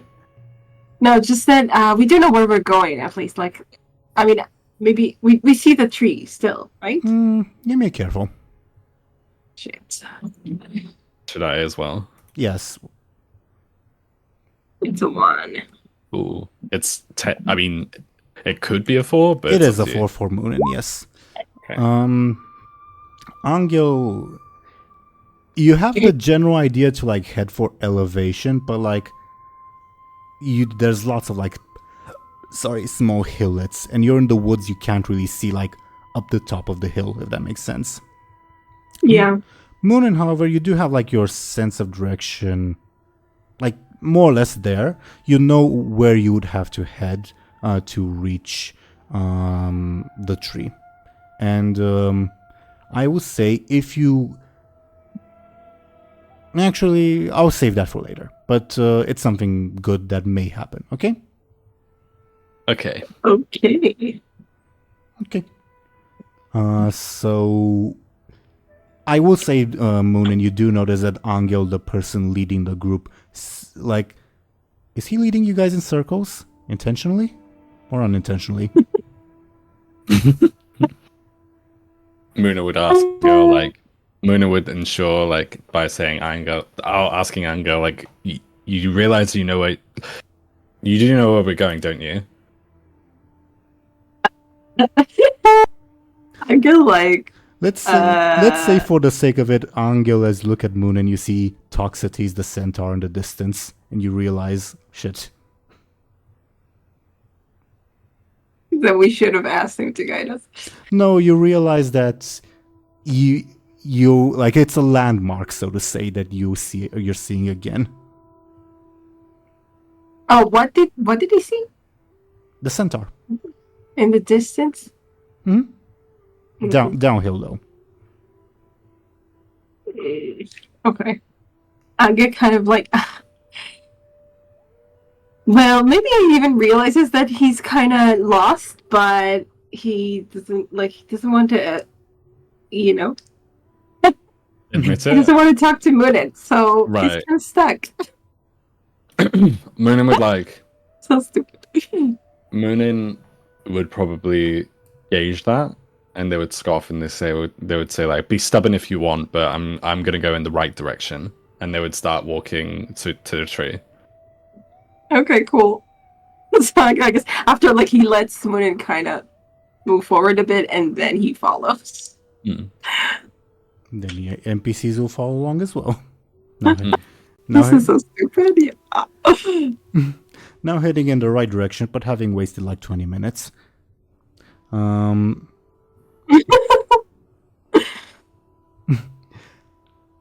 As you guys are walking, Anghel, you suddenly hear the voice of someone familiar say, Anghel? Anghel, are you there? Look, What? almost like they're shouting at you from a distance. To your Someone's right. To your in right. here. So he looks to the right? He stops and looks to the right? What? Feel free to give me a careful. Okay, what? Someone familiar, but he can't tell who it is? It's a 0. Definitely won't be able to tell. Damn it. Anghel? Anghel, is that you?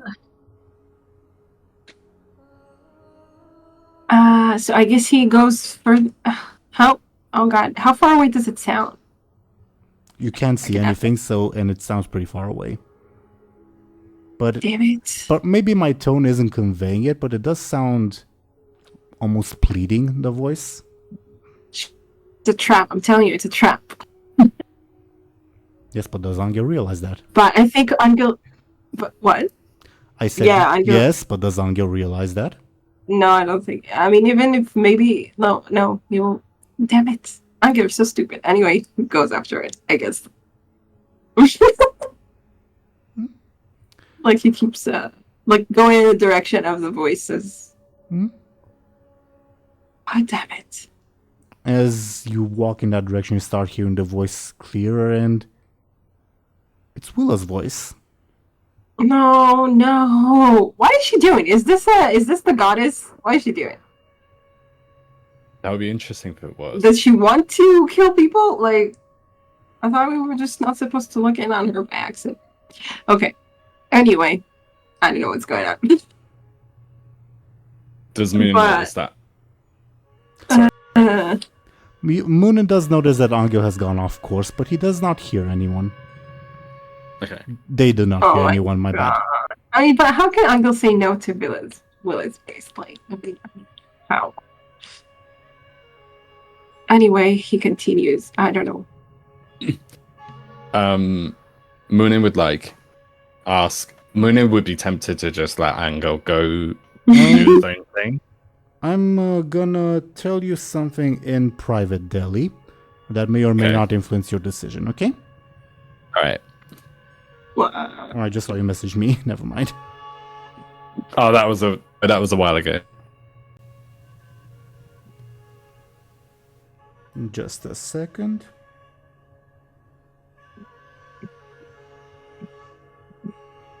But anyway. Muninn would look to... Interesting. Did you see the message? Yes, I did. Muninn would... I think that kind of aligns with what I was going to say, which is convenient. Actually, no, it's slightly different. It makes things slightly different. Muninn was tempted to just ignore what Anghel is doing because Illona fucked off. So if Anghel wants to play silent treatment and walk off, then I'm gonna let him. But then Muninn for a second thinks, Anghel, you realize the tree is this way, and then they would stop. And they would fall silent for a minute to see what Anghel's gonna do next, sort of thing. Do they see Anghel or? Anghel hasn't gone very far. Yeah. Oh, so okay. yeah. All right. So, I don't know. I mean, as far as Anghel's concerned, he's just going to continue after the voice. I don't. All right. In that case, Muninn would watch Anghel walk away, basically. But they would stay close enough to him that they can see him. Oh, they follow him? Yeah, but at within arm's length, more or less, at arm's length, at a distance, yeah. Not literally, obviously, not literally an arm, but. May I get careful from both of you to see if you notice something? Yes. Yeah. 4? If not 2. Anghel doesn't. As to Muninn, this is more of passive perception, so to say, not like a direct analysis. So I don't think your stunt would apply. But what do you think? I would argue. So I would argue like it would still apply, but I don't want to make it seem like I'm arguing just because I want the extra points. I trust you to give me an argument. Give me an argument. And I will consider it fairly, if that makes sense. Yeah. There's 2 ways that I see it. Like,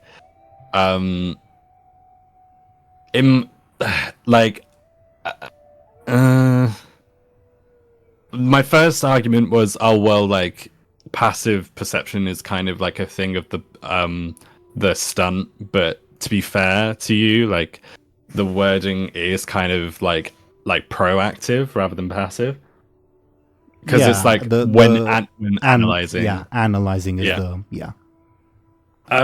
the other argument that I had in mind was like, I feel like after Muninn sort of sees Anghel walking off in that direction, like I feel like Munin's like would be more sort of like perceptive and like be actively keeping an eye out. So, but I mean, if the thing itself, so they would be more likely to see something. But if the thing itself like isn't something that you would see just by like staring at it, if that makes sense, like then fair enough. Like in your like, I don't know if I'm making sense, but you are muddying up my judgment on the matter, because I don't think it is what you think it is. Okay, in that case, I would trust your initial judgment and say like, and go with what you were saying, and like Muninn wouldn't get a +2. Okay. I will still tell you, but only after it's too late to do anything about it. Okay? Okay, yeah. Oh, that's lame. Namely, as you guys go along, and Anghel continues to hear Willa's pleas for help, increasingly like pleading, like, "Oh, Anghel, it is you! Please come quick, come quick!" And Muninn follows along at a bit of a distance. Muninn, you start to actively notice the thing that I messaged you in private about. And you also notice Ribob, Always Thirsty, and the horse aren't with you guys. Oh, interesting. I was just like assuming that they were coming with, but you didn't say anything. I was like wondering. That was the careful that I asked Muninn to roll. Oh, okay, fair enough. No, I see what you're saying then. Like, the +2 wouldn't have applied. Yeah, I agree. Anghel, may I get one final careful from you? Yeah. Okay. It's a -2. What happened there? That is a critical fail. Okay, this will be fun. Shit, Anghel, for God's sake. Okay. I was not expecting a critical fail. Okay. First off, let me find something specific.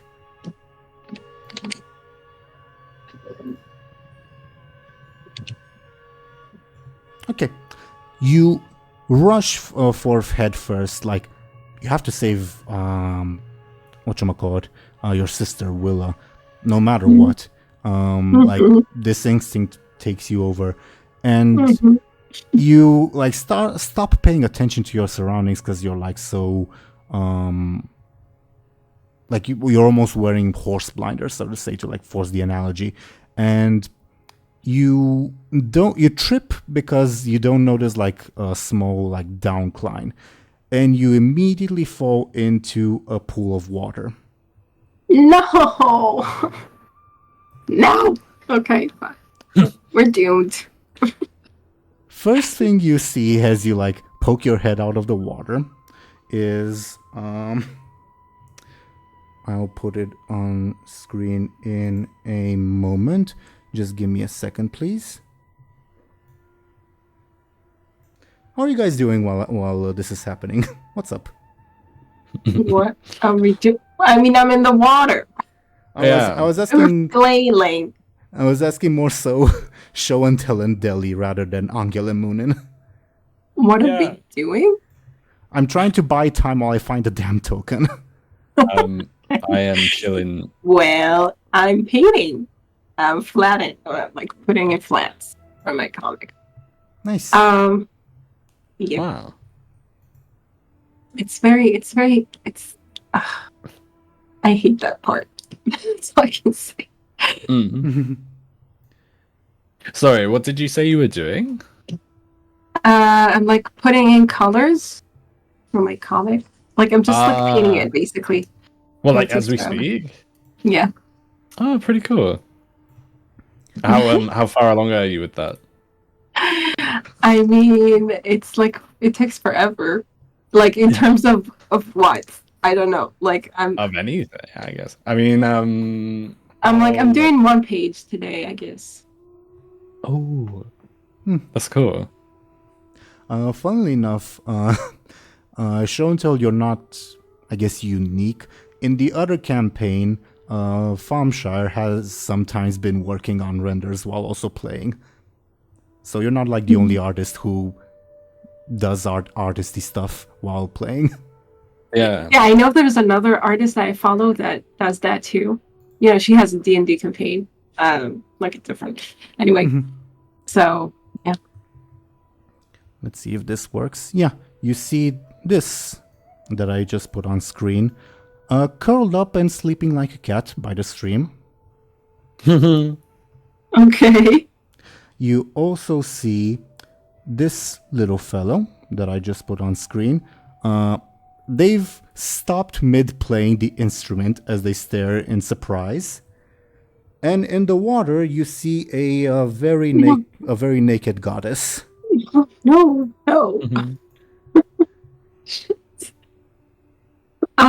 When you said this little thing, were you joking, or is it little? The bear, it's a cub. Okay, compared to a bear, it's little. Okay. Oh, it's a bear cub, so it's like smaller than your leg, for lack of a better term, I guess. Smaller. Oh, okay. Yeah. Okay, so as the naked goddess stares at you in shock, Anghel, what do you do?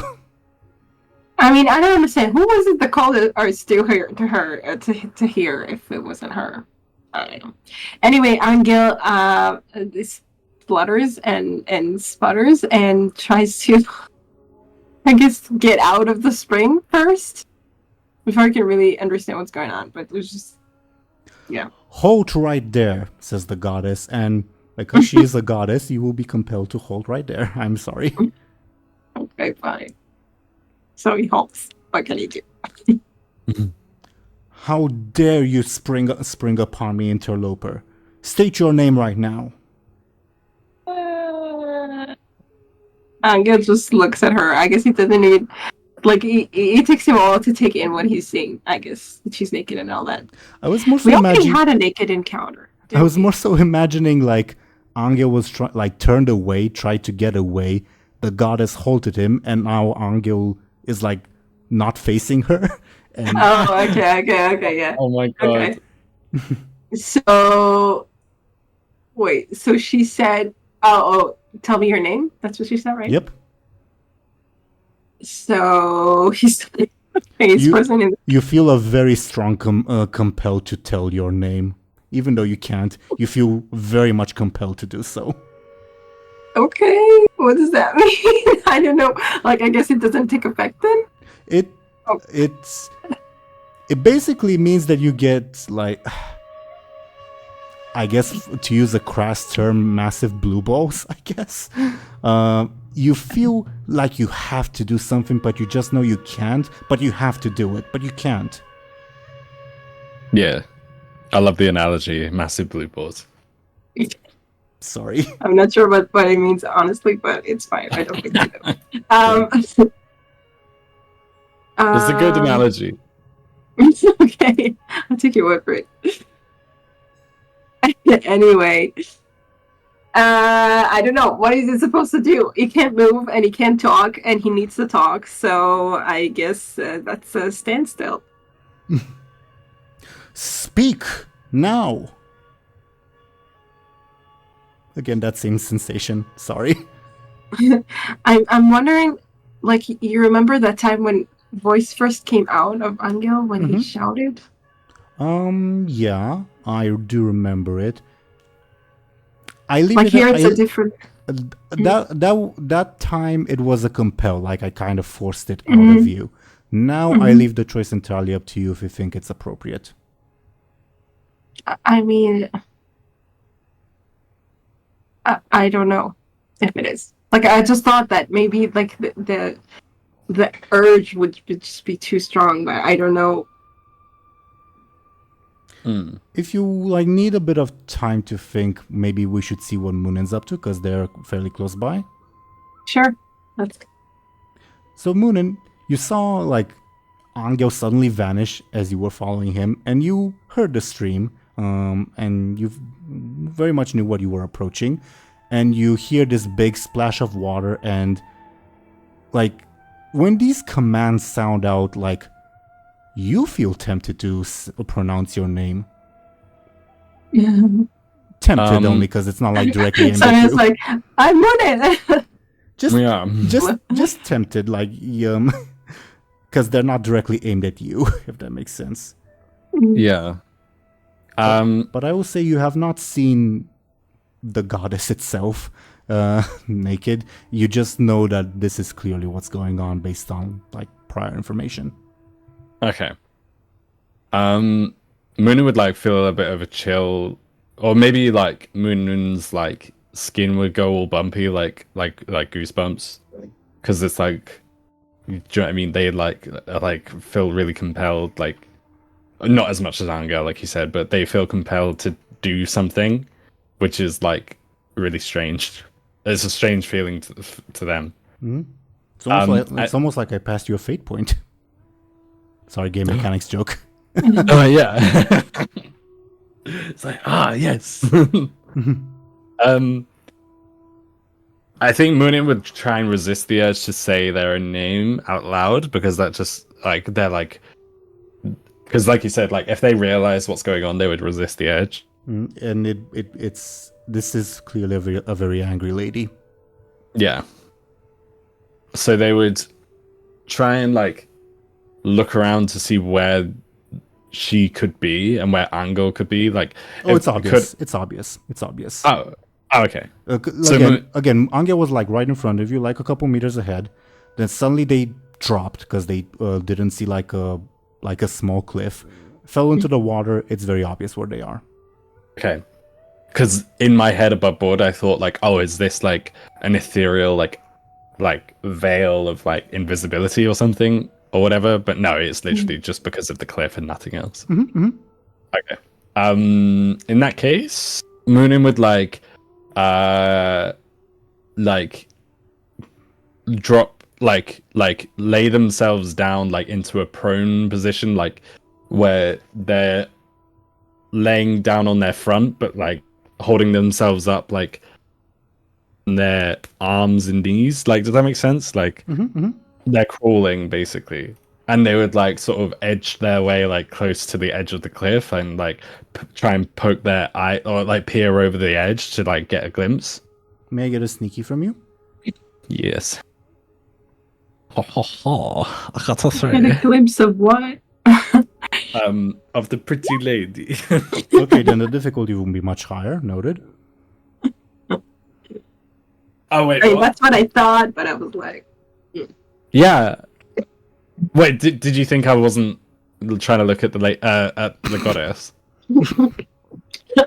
What you think I wouldn't want to get a glimpse? I took to my water right. Oh my god. I was kind of hoping this would not turn into an anime fan service episode, but sure.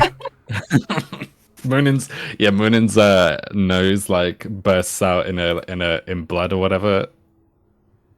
Like they get massive nosebleed. Anyway. Okay. I think.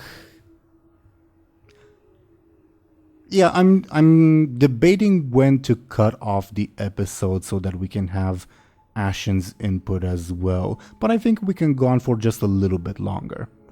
Okay. Show&Tell, have you thought of how and if rather Anghel would respond? Like, I mean, I think if it's not like he's not responding, like as far as I'm concerned, he doesn't need to respond. You know, like it's a question of whether it's forced out. So I don't like if it's up to me, no. Okay. But Then we will go with no. And then Arisina, much more angrily, says, "No one should dare intrude upon my time. One last chance, state your name or be forever damned."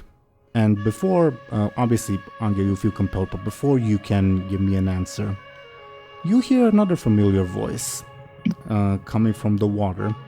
The voice of Eurymedon. And now oh my god. And now maybe you know who called out to you. You'll say, Oh. "This one is mine to punish, dear niece. Please leave him to me." And Arisina, like, she just looks very, very angry and like tries to cover herself because this is turning into a party she does not like. Yeah. And says, "Both, I should punish both of you. How dare you? I'm not looking, dear niece, but please, this one, we have business. Please leave him to me to punish." Anghel, may I get a careful from you? And actually, Muninn, may I get a careful from you too, to see if you notice something? Yes. It's a 1. What's with my carefuls? Oh, it's a 2. I have a 2. But anyway, I don't get good ones. Muninn, with your roll, I'll say, the voice of Eurymedon like seems to be coming from the water, but not quite.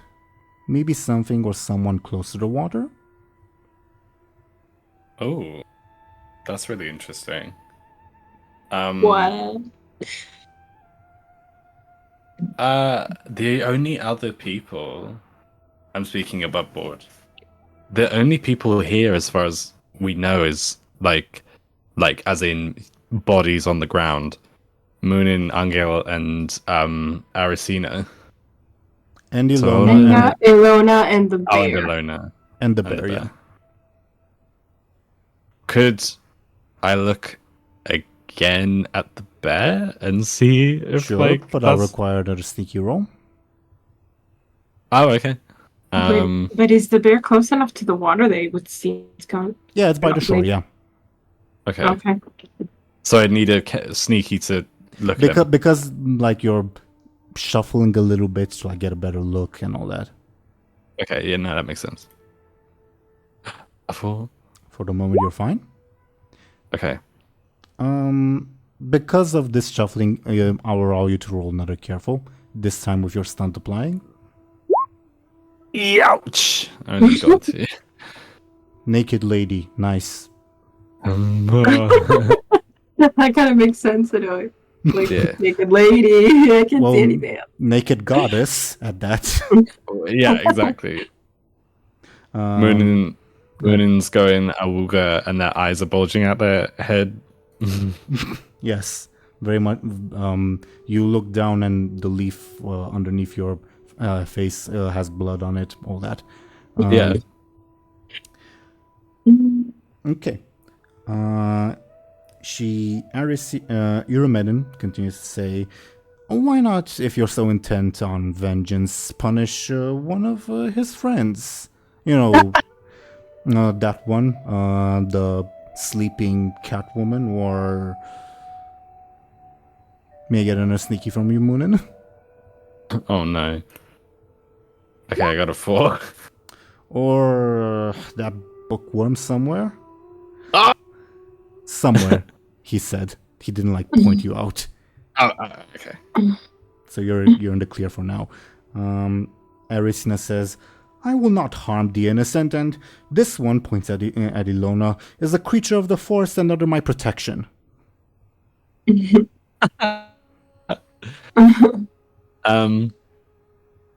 Oh my god. Muninn is so enthralled by this, but they can't. It's so like frustrating because they can't say anything. I mean, they Yet. can, but you know. Yeah, not yet. Anyway, yeah.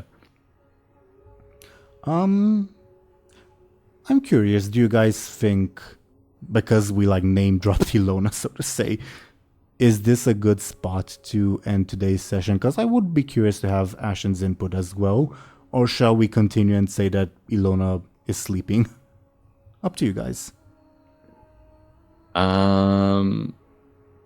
I personally don't mind either way. Like, I'm erring on the side of like we should probably like wait until next time because of Ash and everything. But like, Yeah. Mm-hmm. I'm glad we all agreed then, because I was also thinking that. okay, cool. Alrighty. Then, as Arisina indicates Illona, like she's one of my like creatures of the forest, and Illona, the cat woman, stretches and begins to like wake up that way that cats slowly do, and comes to her senses. That's where we will, for now, end today's session. Okay, cool. Woo! Yippee! Very cool.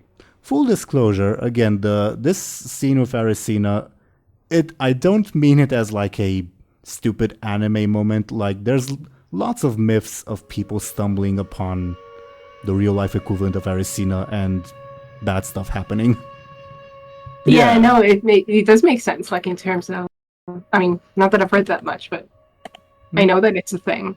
Sure. Yeah, definitely. No, it doesn't feel like forced if that's what you're worried about.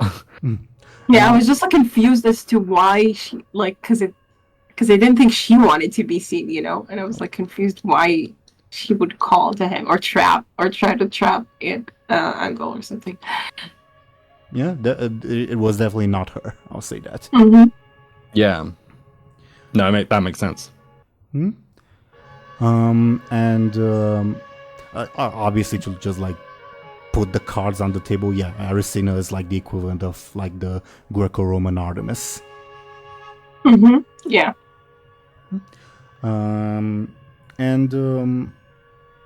Well, other than that, lots of stuff happened this session. I'm curious, what do you all think? I'm also curious how you guys envision the party functioning with like Muninn being shady. I don't know. It was just really interesting that Muninn, like the reaction of Muninn, like I mean, it makes total sense that they would be defensive and stuff, and like Yeah. try to justify themselves, kind of. But it does definitely. I mean, at least Anghel is like, what the hell, like. Yeah. Yeah. I mean, above board, like Muninn has their reasons, and obviously I'd want to like roleplay them to be a certain way because of their reasons. Mhm. But obviously, like the reason I hesitate so much doing it and like sort of try and pick my words carefully is because I don't want it to seem like I'm just doing it for the sake of it, and I don't want, and like I said earlier, I don't want Muninn to like be like Joffrey, where like they're just doing things and being insufferable, you know. I will say above board because I know details about Muninn's backstory and personality, for lack of a better term, that Show&Tell and the viewers and obviously Ashen don't know. I will say that I think Dely is playing perfectly to that side of Muninn's character that Ashen, Show&Tell, and the viewers don't know. So Dely has my full endorsement as a DM, if that makes sense.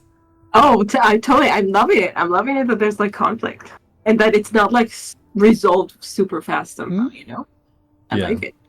Okay, that's good. I'm glad you both think so. Again, like I said, I don't want to seem like I'm a Joffrey. I don't want to seem like annoyingly confrontational. I mean, you're not, because it's understandable that Muninn would be standoffish, because, being caught in the act of not even attempted but actual murder, yeah. Yeah, fair enough. Okay. All right, that makes me feel better. Also, I guess to briefly defend myself, so to say, even though I don't think there's necessarily a need to. The reason Rebob and the horse picked on Muninn was because they would, not because I think Dely's doing a bad job. Okay, that is also. I'm also glad that you said that as well. Yeah. Slightly surprised that Ashen decided to withhold Muninn's item, at least for now. I was almost expecting because it's difficult to sometimes to separate the player from the character. I was almost expecting you guys, like Ashen and Show&Tell, to stick to, well, the party would be better off with Muninn having it, rather than stick to the character's rationale, if that makes sense. And and above board, I don't think there is an incorrect answer here, because it's just how your characters will behave. And that's entirely It totally is. I love it that she's kind of like, yeah, Illona would totally keep this. Yeah. Yeah. And now she has two magical thingy magics. Anghel also has one, but it's a more abstract one. Oh, it's very cool. I'm very happy.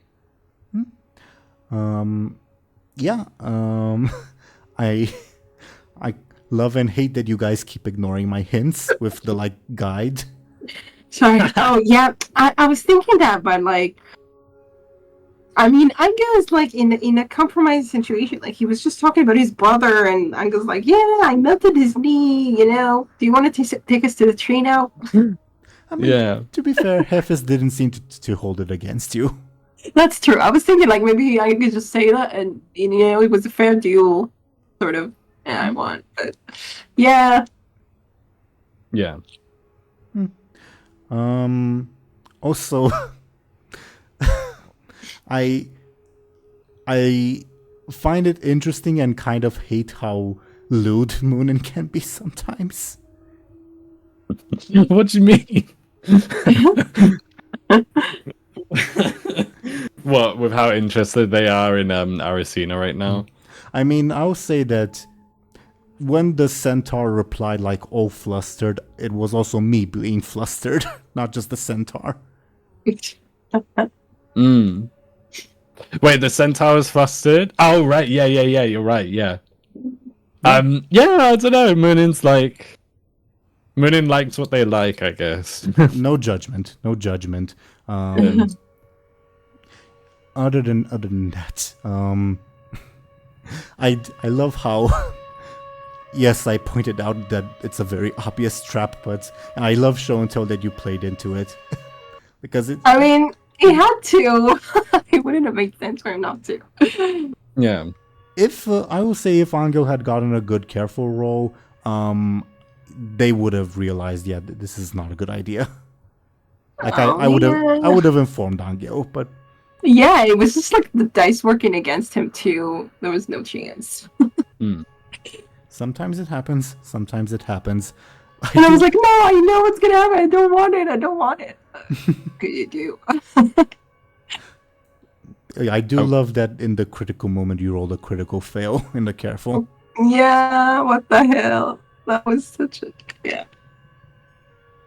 I will say a big headline for this episode is I like how true to our characters we're all playing. Like you said, so Muninn being mean, Illona not giving Muninn the prize despite it benefiting the party, and also Anghel going through with being trapped even though you Show&Tell knew that it was a trap. Yeah. It's cool. I like it when I feel like D&D and like Fate like works best when your above board brains are turned off, if that makes sense. Like, yeah, I don't know. In a sense, I would agree with you. Though I do. Sometimes you do need the above board brain. Like, I think that if it was 100% in character and like Show&Tell, Dely, and Ashen, they didn't exist. It's just Anghel, Illona, and Muninn. I think at this point, I'm not sure why Muninn would stick around for like this forced adventure. If it was like 100% in character. But it does make sense above board, and it's a good thing because it's not a good idea to split up the party. Right, exactly. Yeah, honestly, like I would have expected Anghel to be, left alone a long time ago. Be like, okay, you do your thing, we don't care anymore, bye. Oh. Yeah. Well, Go ahead, Dely. I was gonna say like Angel's like just a sweetheart, so that's why we want to help him. He's stupid though, but yeah, I know. He kind of became a sweetheart somehow. Yeah. Sweetheart and also potential folk hero somehow. Yes. Yeah. Show&Tell, when you were conceiving the character, would you have ever thought that he'd be like potentially an anime protagonist at this point? No, I don't think I thought about it that way at all. I mean, obviously, I didn't know what was going to happen, but I do think that I meant for him to be, a sympathetic character, kind of, but not to the point that, that he became. I hope it's a good surprise, I suppose. Oh no, I'm loving it. I'm loving that it's turning out this way. Trying to think. There's anything else. I guess I'm slightly, not very surprised, but slightly surprised that at least Muninn didn't try to get the monks to help. Obviously, they like had other stuff on their mind, but Muninn did use their stunt before to like get their help, and I'm slightly surprised that Dely didn't like insist on that point. To get the monks to help with the tree. Yeah, well, specifically the like second in command monk that you used your stunt on. Yeah, I think the main reason is like Muninn isn't, because obviously, like you said earlier, like in the session, Muninn, like I feel like Muninn took a lot of steps to like get this, to get the second to help with the tree. I feel like because Muninn burned everything down, they know it's not like, oh, they won't help us anymore. It's not really about that, because Muninn feels confident that they could convince the monks to help again. It's more of a case of like, oh, well, we don't really need, like, I don't care about these monks. I'm not going to ask them for their help. So, if you know what I mean. Okay, so Muninn like sort of thinks that maybe their help wouldn't be worth much, let's say. Yeah, and also like, or maybe I'm too. What were you going to say? Sorry, maybe I'm too philosophical about it, but maybe like Muninn, in a way, I don't know. Maybe I'm putting words in their mouth or something. But just like that, that maybe they feel guilty and they don't want to feel that, so they kind of make the monks the bad guys in a way, or like just not. Yeah. And like. Yeah, no, I can see that as well, for sure. There's layers to this, like an onion. Yeah, definitely. And yeah, no, I can see that too, definitely. That's probably true, and like Muninn definitely wouldn't be like consciously aware of that, for sure. The other thing I was going to say is, they also think like Acacius asked Muninn to burn the monastery down. Yeah. So associating with the monks would also kind of be against what Acacius asked of them. There's loads of reasons, I think. Like, there's not just one reason. Okay. But it's it's interesting to like point out. I guess it's so interesting. I was thinking about this, like, obviously you can make a scale of more like an axis, I guess, of good versus evil or chaotic versus lawful, to use like D&D terms. But I guess on an axis of how much in favor of the free religion versus how much in favor of the quote-unquote demons, even though that's not the right term, but you know what I mean? Like, on that axis, it's interesting that Muninn falls more on the quote-unquote demon side. Yeah. And I guess Anghel, by mostly coincidence, falls more on the free side. I mean, to be fair, like, Anghel did grow up with the three.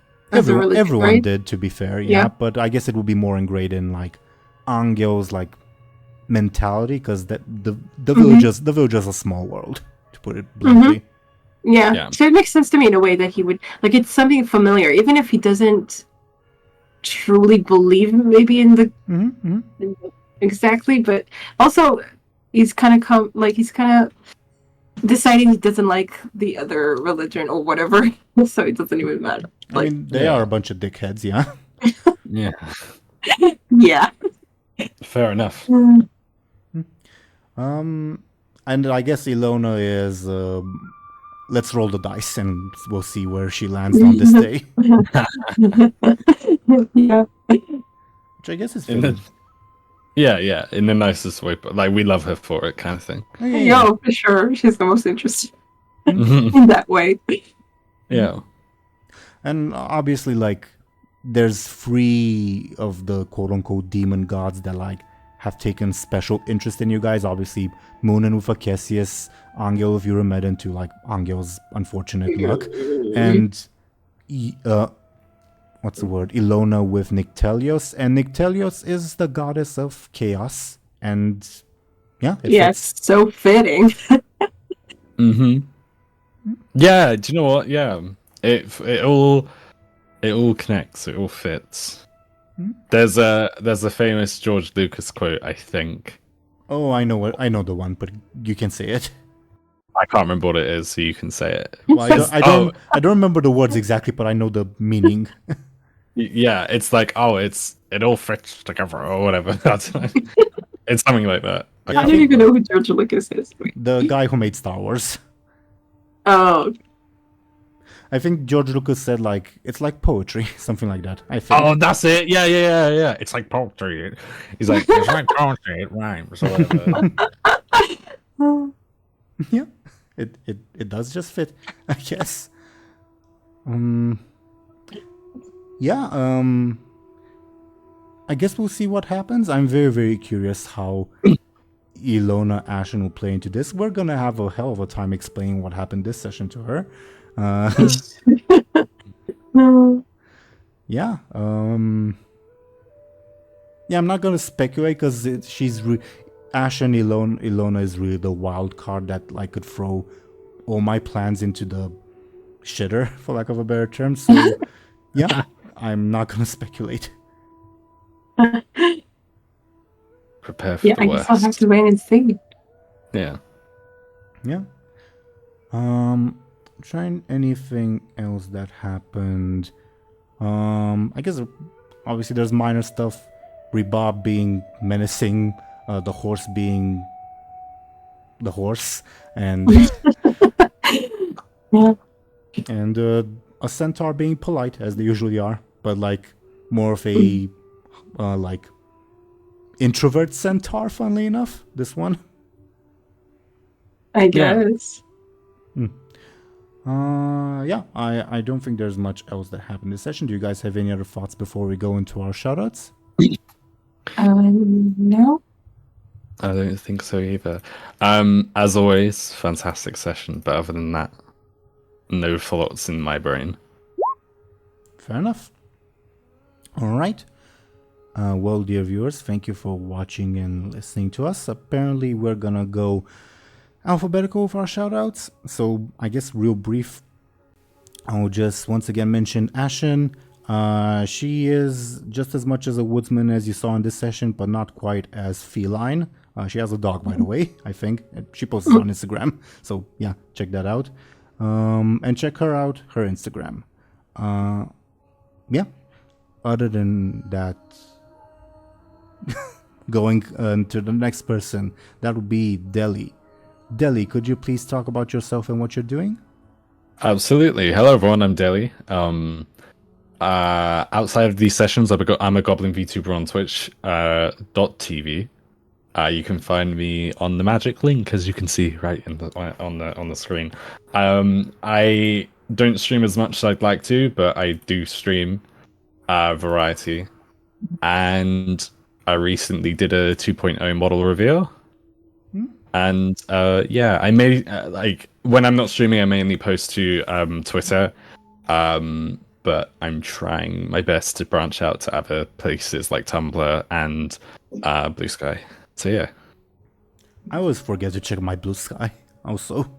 Yeah. Honestly. It's difficult. It's difficult to keep up with.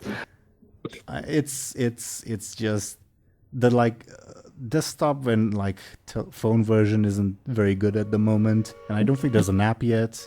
Yeah. Yeah. Shrug. No, exactly. Shrug. Check Deli out on their links. They're lovely. I hope they'll stream more. Thank you very, very much, Deli. Next, we would have Show&Tell. Show&Tell, could you please talk about yourself and what you're doing? Yes. So I'm Show&Tell, and I am. You can find me on Patreon, and I make reactions to shows over there, and yeah.